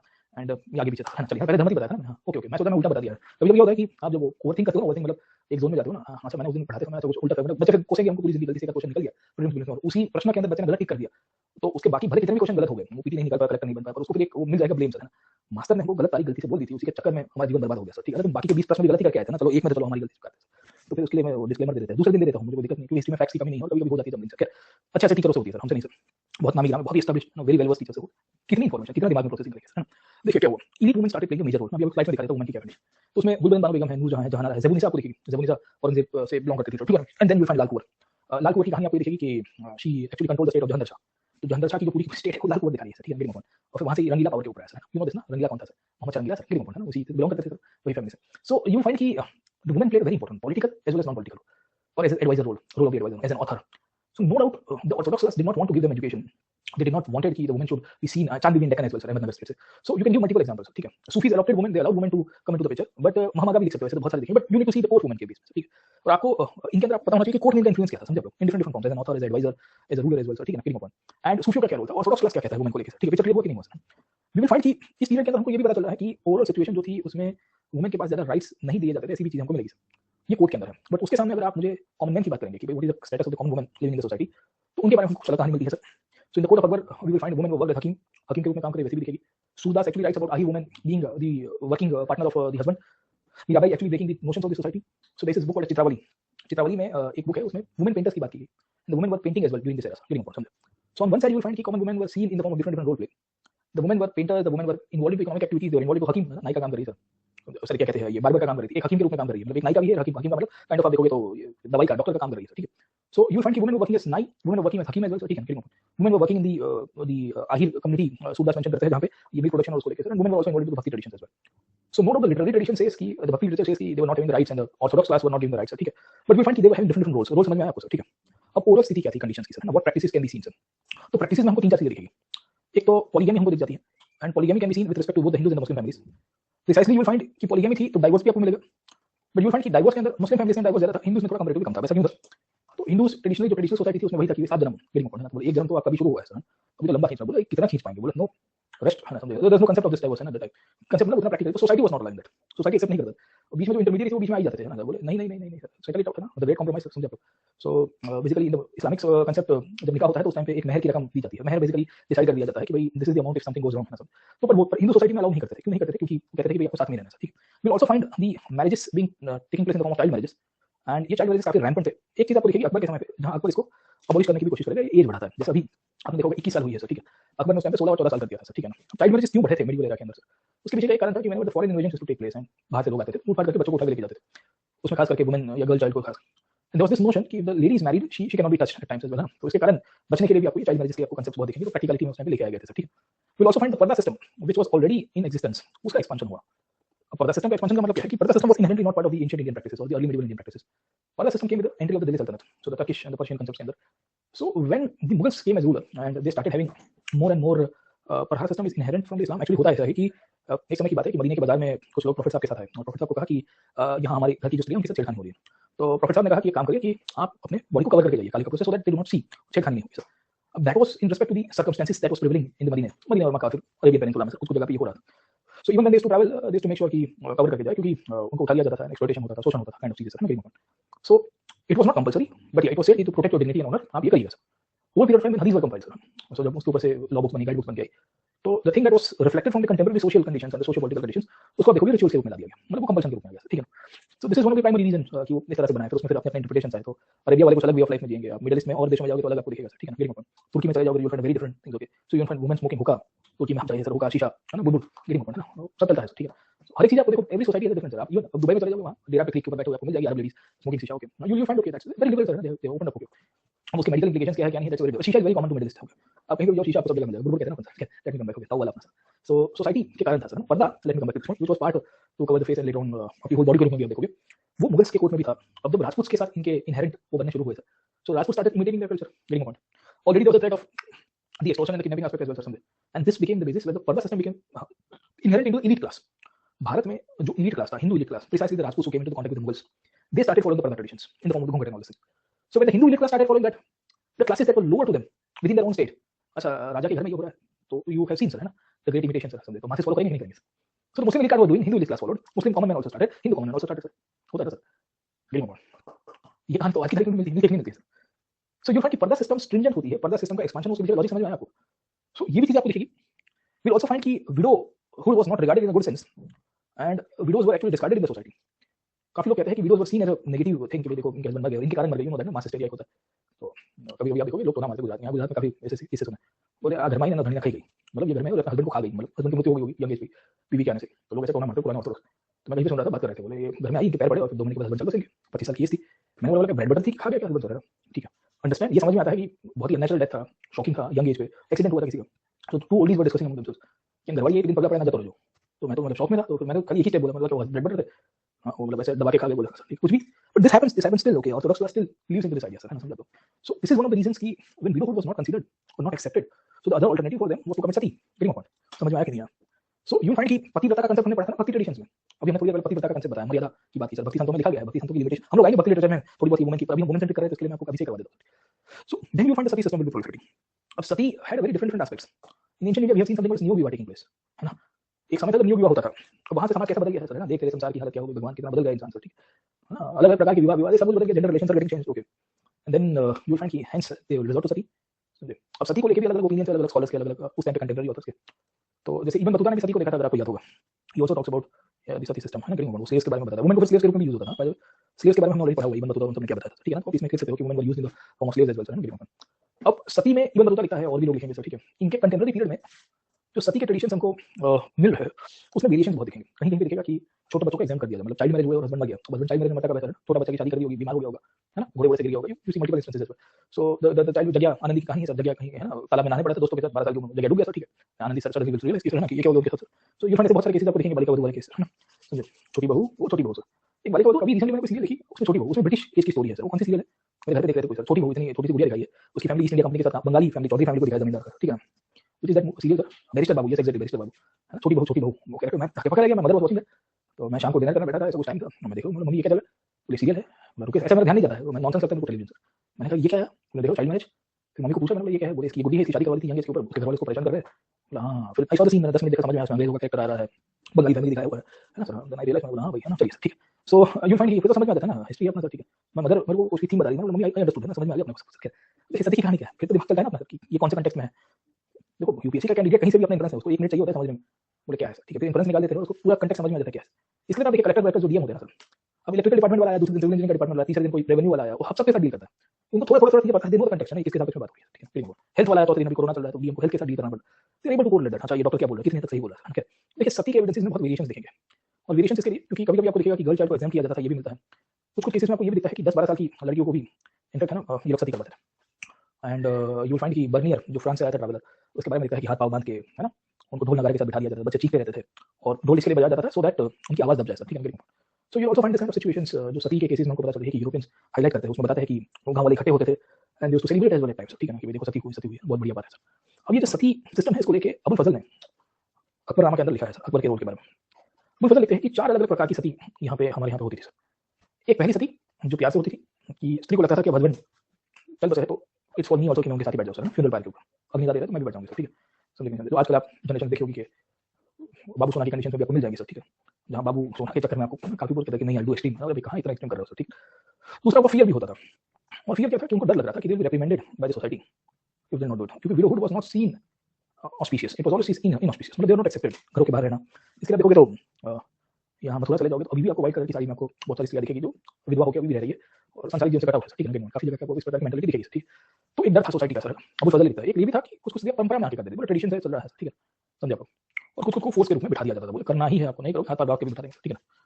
तो अबुल फजल ने लिखा है कि अकबर ने इसके अंदर फिर ऑर्डिनेंस लेके आया। एक्चुअली हुमायूं ने ये सब करने की कोशिश की थी, भाई कुड नॉट डू इट, हो गया तो भागने में इधर-उधर से भागने के चक्कर में निकल नहीं पाता सर, ठीक है। अकबर ने करने की कोशिश की एंड देन अकबर ने कहा कि only willful Sati is allowed. Willful Sati का मतलब ये है कि जो अपनी मर्जी से कर रही है, प्यार से, है ना, जो पहला केस है उनको अलाउ करेंगे, बाकी किसी को नहीं करेंगे सर। तो out of share love and devotion if you are thinking कि है ना कि हस्बैंड की मृत्यु हुई है तो फिर अलाउड है, बाकी किसी में अलाउ नहीं करूंगा। इनफैक्ट इसके पहले मोहम्मद बिन तुगलक ने भी ये करने की कोशिश की थी। मोहम्मद बिन तुगलक ने परमिट सिस्टम निकाला था, बोला आपको लोकल दारोगा से परमिट लेना पड़ेगा कि सम लेडीज कमिटिंग करी तो फैमिली हैज टू अप्लाई, फिर उसका ऑफिशियल आएगा पूछेगा, बोले कंफर्म, बोला जाना ही है, हाँ ठीक है। तो इस प्रकार की चीजें आपको मिल जाएगी। बट अब अकबर ने ये करने की कोशिश की कि आउट ऑफ लव अगर आप कर रहे हो तो मैं अलाउ करूंगा, but do think it was practically implementable sir.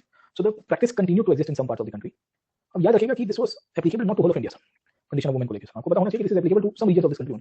So we do not know the exact special condition. Special condition का मतलब है कि गुजरात में क्या था या बंगाल में क्या था, अवध में क्या था, आगरा में क्या था, दिल्ली में क्या परिस्थिति थी, ठीक है। बट या वुमेन की दोनों प्रकार की रोल दिखेगी, पॉलिटिकल रोल है, इकोनॉमिक रोल है, स्लेव के रूप में भी है, सती की कंडीशन में भी है और पर्दा में है। और इसके बारे में हमको contemporary authors, foreign authors, Pelsaert, Bernier, Tavernier आदि इत्यादि लोग हमको बताते रहते हैं और अबुल फजल भी, ठीक है। समझ में आया आपको कि असल the condition of the women based on the contemporary historiography in Mughal India, ठीक है। सिंपल प्रश्न है कि स्त्रियों की परिस्थिति का मूल्यांकन कीजिए समकालीन स्रोतों के आधारित मुगल कार्यकाल के समय में, ठीक है। So this can be a question, very dedicated question can be asked and drafted from this topic. अभी तक आया नहीं है सीधे-सीधे इस तरह से, but there is every possibility आ सकता है, ठीक है। अब बाकी क्या रहा है सर, ठीक है ना। मैंने बताया ना कि कंक्लूजन में हम ये लिखेंगे कि purdah system was imitated, but purdah system imitated ज्यादातर हुई है अपर क्लासेस में, हायर क्लासेस में sir. We will also find Sati system, but Sati system कहां-कहां पे एब्सोल्युटली लागू हुई है वी आर नॉट श्योर, ठीक है। Based on the conclusion remark हम लोग ये लिखेंगे कि there can be dual role. The elite women had some more powers in some cases, but the ground conditions of the common man was similar. Men and women equally suffered, and the suffering of women was more क्योंकि they were also bounded by societal norms and values. घर में भी ये होता है, middle class में पुरुष और स्त्री दोनों को सहना तो कॉमन है स्टेट की पॉलिसीज के कारण आज की तारीख में। और पुरुष अगर 100 या 80% सफर कर रहा है तो स्त्री जो होगी वो 95% सफर करेगी। क्यों? क्योंकि उसको जो नॉर्मल कंडीशन है वो तो फेस करनी है, साथ ही साथ उसकी फैमिली की भी रिस्पांसिबिलिटी है ना सर। बच्चे बड़े करो, बच्चे पैदा करो पहले तो सर, ठीक है। समझे नहीं समझे तो फिर अलग ही कहानी सोशल नॉर्म्स आपकी चलेगी, बड़े करो और उनको उनके लिए जॉब छोड़ दो, आपकी रिस्पांसिबिलिटीज है, आपके घर वालों के प्रति रिस्पांसिबिलिटी, तो you see all this things value system जो चलती है। इतना समझ में आपको वो ये चीज आपको पता होनी चाहिए। अब बाकी क्या है सर, ठीक है, गेटिंग पॉइंट। बाकी हमारा बाकी क्या है, लेफ्ट ओवर सर सुन लीजिए सर, कल हम लोग क्या करेंगे, दो क्लासेस हमारे पास। एक है decline of moguls, very important part, miss out. I am thinking इसको स्पेशल में कर लूं क्योंकि ये 2 घंटे का टॉपिक है, 2 ढाई घंटे का टॉपिक है सर। तो अरे मनसबदारी करवा दिया, कहां पे हो भाई, मनसबदारी पर 2 घंटा बोला था सर, आप लेट आए हो ना, कॉन्स्टेंटिन ने बताया था सही सर, ठीक है। भाई डिक्लाइन ऑफ मोगल्स में तो बुलेट पॉइंट्स आएंगे और जागीरदारी क्या है, मनसबदारी क्या है, वो आपको किताब देखना पड़ेगा अगली क्लासेस में। अब डिक्लाइन ऑफ मोगल्स में तो जो लेफ्ट ओवर पोर्शन है ना, ये ओवरऑल सिनेरियो है, अप्रोच है, वो देखना है हमको, ठीक है। अब आई एम थिंकिंग इसको स्पेशल क्लास, अरे भाई कल दिखाऊंगा सर, ठीक है ना। या स्पेशल क्लास यूट्यूब में करवाऊंगा या हो सकता है कि क्लास में भी करवा दूं, नॉट श्योर। मराठास बाकी है मेन तो सर, तो मराठास का जो फर्स्ट पोर्शन है, मतलब जो शिवाजी महाराज का प्रश्न है उसको ज्यादा करेंगे हम। तो ये 2 क्लासेस आर रिक्वायर्ड, 5 घंटे यहाँ पे दूंगा तो हो जाएगा हमारा छत्रपति और उनकी संघर्ष और मुगल साम्राज्य के साथ जो लड़ाई है, हिंदू परछाई। पेशवा वाला कंसेप्ट है वो मॉडर्न में करवाऊंगा। तो कंसेप्ट ऑफ पेशवाशिप जो ईस्ट इंडिया कंपनी के साथ उनकी संघर्ष होती है और मुगल एम्पायर की जो फाउंडेशन है सर, ठीक है, मॉडर्न में करवाऊंगा सर, ठीक है। So that will be part of paper 2 के अंदर करवा दूंगा सर, ठीक है। तो उसके साथ ज्यादा लिंक अप होगी, काम में पेपर 1 में भी आएगी सर, नहीं होगा सर। देखो the syllabus is not divided into paper 1 paper 2 पर ancient medieval and modern has to be seen in linearity sir. So if you are not able to see 18th century in transition 17 to 18, 18 से 19 तो फिर है ना सब सत्यानाश हो जाएगा। तो एक जगह से दूसरी जगह पे ओवरलैप हो जाएगी पेपर 1 से पेपर 2 में। कुछ यहाँ सिलेबस आपका भले पेपर 1 में डाला हो, सिलेबस उसने 18 सेंचुरी पानीपत की लड़ाई जो है वो पेपर 1 में डाली होगी, पर मैं पेपर 2 में करवाऊंगा। तो आप अपना दिमाग लगा के फिर उसको पेपर 1 में पूछा तो लिख सकते हैं ना सर, ठीक है। ऐसा तो नहीं है कि नहीं सर आपने पेपर 1 में सर, ठीक। वो फिर मेरी लिबर्टी है क्योंकि मुझे क्लास की है ना कंटिन्यूटी मेंटेन करनी होती है। मैं एब्सोल्युटली बुलेट पॉइंट्स के ऊपर से नहीं चल रहा हूं, आपको आइडिया लग गया होगा, ठीक है। तीसरा है 18 सेंचुरी इंडिया, 18वीं शताब्दी का इंडिया। 18 सेंचुरी इंडिया की जो कहानी है इसको मैं स्पेशल क्लास में करवा दूंगा क्योंकि इसमें एक ही प्रश्न आती है, वो है डिबेट। या इसको भी हम लोग पेपर 2 में कर देंगे क्योंकि पेपर 2 में ही इसके ऊपर से डिस्कशन आती है, was it a dark age, was it a fragmented polity, 18वीं शताब्दी जो है फ्रेगमेंटेड पॉलिटी थी कि नहीं थी सर, ठीक है। तो यहाँ 2 क्लासेस है, यहाँ एक क्लास है स्पेशल का, डिक्लाइन ऑफ मुगल्स का एक क्लास लगेगा, एक है भक्ति सूफी का। भक्ति सूफी भी 5 घंटा लगेगा, मतलब 2 क्लासेस है 2.5 घंटे के साथ। और एक है कश्मीरी 1 घंटे का क्लास है, मतलब 2 घंटे का क्लास होगा, हो जाएगा। अब मोटे-मोटे तौर के ऊपर इतने टॉपिक्स आपके बाकी हैं। मैं मराठास में टारगेट कर रहा हूं कि आपको लिनियरिटी में ले लूं क्योंकि मराठास ये 2 क्लासेस में हो जाएंगे। डिक्लाइन ऑफ मुगल्स को ओपन रखता हूं मोस्ट स्पेशल क्लास है यूट्यूब में। क्यों? क्योंकि इसमें से आपको बहुत सारी कहानी मिल जाएगी और फिर और भी बच्चों को लाभ भी होगा, क्योंकि इट्स वेरी जेन्युइन टॉपिक और जनरलाइज टॉपिक है। 18th सेंचुरी इंडिया भी उसी का वो तो पेपर में आ जाएगा आपका सर। भक्ति सुफी भी स्पेशल में करवाऊंगा या यूट्यूब में, दोनों में साइड और में करवाऊंगा, कुछ यूट्यूब स्पेशल में, बट स्लाइड्स में कंपाइल करके आपको अपलोड करके दे दूंगा। कंपाइल स्लाइड्स में आपको मिल जाएगा, उसकी चिंता मत करिएगा कि आप स्पेशल में करवा यूट्यूब में करवा, स्लाइड करके आपको भरने के लिए चाहिए ना ऊपर से, ठीक है ना। You belong to the megalithic period ना सर। तो देन मेगालिथिक में और स्टोन एज में था ना सर, हड़प्पन पीरियड में ये आदमी जाए तो उसको, ठीक है। ये टाइप पे बदल गया, ये टाइप पे सती होती थी ना सर, सती। तो ये बर्नियर लिखता है कि the jewellery of the woman was first removed, है ना, समझ आप लोग। और वो ज्वेलरी को रिमूव करके people to take relatives to take it and then उसको फिर सती करवाया जाता। तो अभी इंसान बदल गया, वैल्यू सिस्टम बदल गई। पहले क्या था कि आदमी मरता था, उसकी बकरी को भी दफना, बकरी जिंदा है कोई बात, उसको भी दफना, खाएगा पिएगा, उसके साथ मौज करेगा, सती करेगा, बहुत प्यारी चीज उसको, पूरा दिन उसके साथ खेलता रहता था। कितना बदल गया इंसान की वैल्यू कैसे बदल गई सर, ठीक है। चलिए, तो इतने क्वेश्चन है। प्लान ये करो कि मैं शिवाजी महाराज को खत्म कर देता हूं 2 क्लास में मराठास की लाइफ को, क्योंकि ये काफी रेलेवेंट भी है, कंटेम्परेरी भी है और चीजें भी बदल जाएगी सर।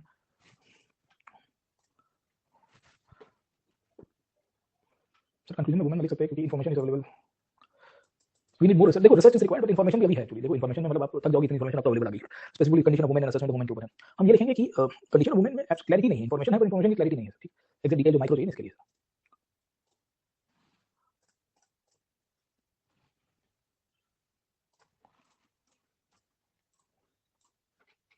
नहीं, खाली आप वीएस में लिख दीजिएगा, वीएस में लिख दीजिएगा, वीएस में लिख दीजिएगा, उसमें हर बार लिखने की आवश्यकता नहीं, आपको आइडिया रहना चाहिए, ठीक है ना। चलिए, तो कल मिलता हूं मैं आपको, tomorrow I see you one more time and tomorrow will, तो देखते हैं अगर क्लास ऐड करवाने होंगे तो फिर क्लास तो ऐड करवाते करवाते फिर ये सब कुछ खत्म करते करते, तो इससे अच्छा तो फिर हम पेपर 2 की शुरुआत तो करें। 15 तारीख के आसपास टारगेट है मेरा, 14-15 के आसपास, संक्रांति के आजू-बाजू एटलीस्ट पेपर 2 का थोड़ा सीरियस कर देते हैं, है ना। तो क्या गाड़ी उसमें भी क्या रिदम आते आते वो 10 दिन लग जाएंगे सर। जैसे पेपर 1 में रिदम आते आते कितना टाइम लगा है, तो उसमें पूरा वर्ड हिस्ट्री अलग से टॉपिक है और वर्ड हिस्ट्री रोकड़ा है। रोकड़ा मतलब उसमें से क्वेश्चंस मतलब उतने जितने यहाँ कॉम्प्लेक्स पूछते हैं ना पेपर 1 में, उतने पेपर 2 में वर्ड हिस्ट्री में कॉम्प्लेक्स क्वेश्चन नहीं पूछता है। कॉम्प्लेक्स सबसे ज्यादा पूछेगा मॉडर्न के अंदर, इतने भारी भरकम शब्द डालते हैं ना सर मॉडर्न में। क्यों डालते हैं, क्योंकि उसमें रिसर्च बहुत अवेलेबल। तो कहता है कि रुकिए ना, तुम्हारी तो कह के लेंगे हम सर, ठीक है। इतने ओपिनियंस है, इतने स्कॉलस्टिक रिसर्च है सर। फिर एंशिएंट और मिडिवल में वर्ल्ड में है वो एक स्टैंडर्ड अभी तक उसने गया नहीं है। जैसे इस बार भी आप देखोगे the period between the 2 world Wars, है ना, challenge the democratic state system. हाँ, चैलेंज किया था ना सर, कैसे चैलेंज किया था, तो मिलिटरिज्म ने चैलेंज किया, फासिज्म ने चैलेंज किया, नाजिज्म ने चैलेंज किया, कम्युनिज्म ने चैलेंज किया, ठीक है ना। दोनों विश्व युद्ध में सब इज्म ही आए ना सर, तो डेमोक्रेटिज्म के सामने तो मल्टीपल इज्म निकल के आए थे। अभी भी देखिए 21वीं शताब्दी में सर, है ना, 21st सेंचुरी में डेमोक्रेसी को चैलेंज हो रहा है ना, समझ नहीं सकते वो क्वेश्चन। तो अगर थीम पड़ी होगी वर्ड हिस्ट्री समझ में आएगा। नहीं, वर्ड हिस्ट्री भी यही टाइप होगा दोस्त। The show will go on at this time only sir. खाली स्पेशल क्लासेस और यूट्यूब जो होंगे, टाइमिंग हो सकता है मैं 8:30 कर दूंगा, ऐसा तो 8 साढ़े 8 देखता हूं, क्योंकि मेरा डबल होता है, but I follow this ritual only sir. ये 8 बजे का रिचुअल ठीक है, थोड़ी स्ट्रगल पड़ रही है आपको मुझे दोनों को सर, ठीक है। तो कभी-कभी मेरे कुछ कार्य ऐसे होते हैं कि जो मैं सुबह आता हूं सर, सीधा क्लास में आता हूं सर, समझे नहीं समझे। तो 7-8 बजे दिन मतलब रात खत्म होती है सर, फिर सुबह मैं फिर सीधा यहाँ क्लास में आता हूं, तो फिर मैं थोड़ा आराम करता हूँ दोपहर तक, ठीक है। चलिए सर, ठीक है ना, तो ये थोड़ा सिस्टम में आ गया है बॉडी क्लॉक। चलिए सर, बाय बाय।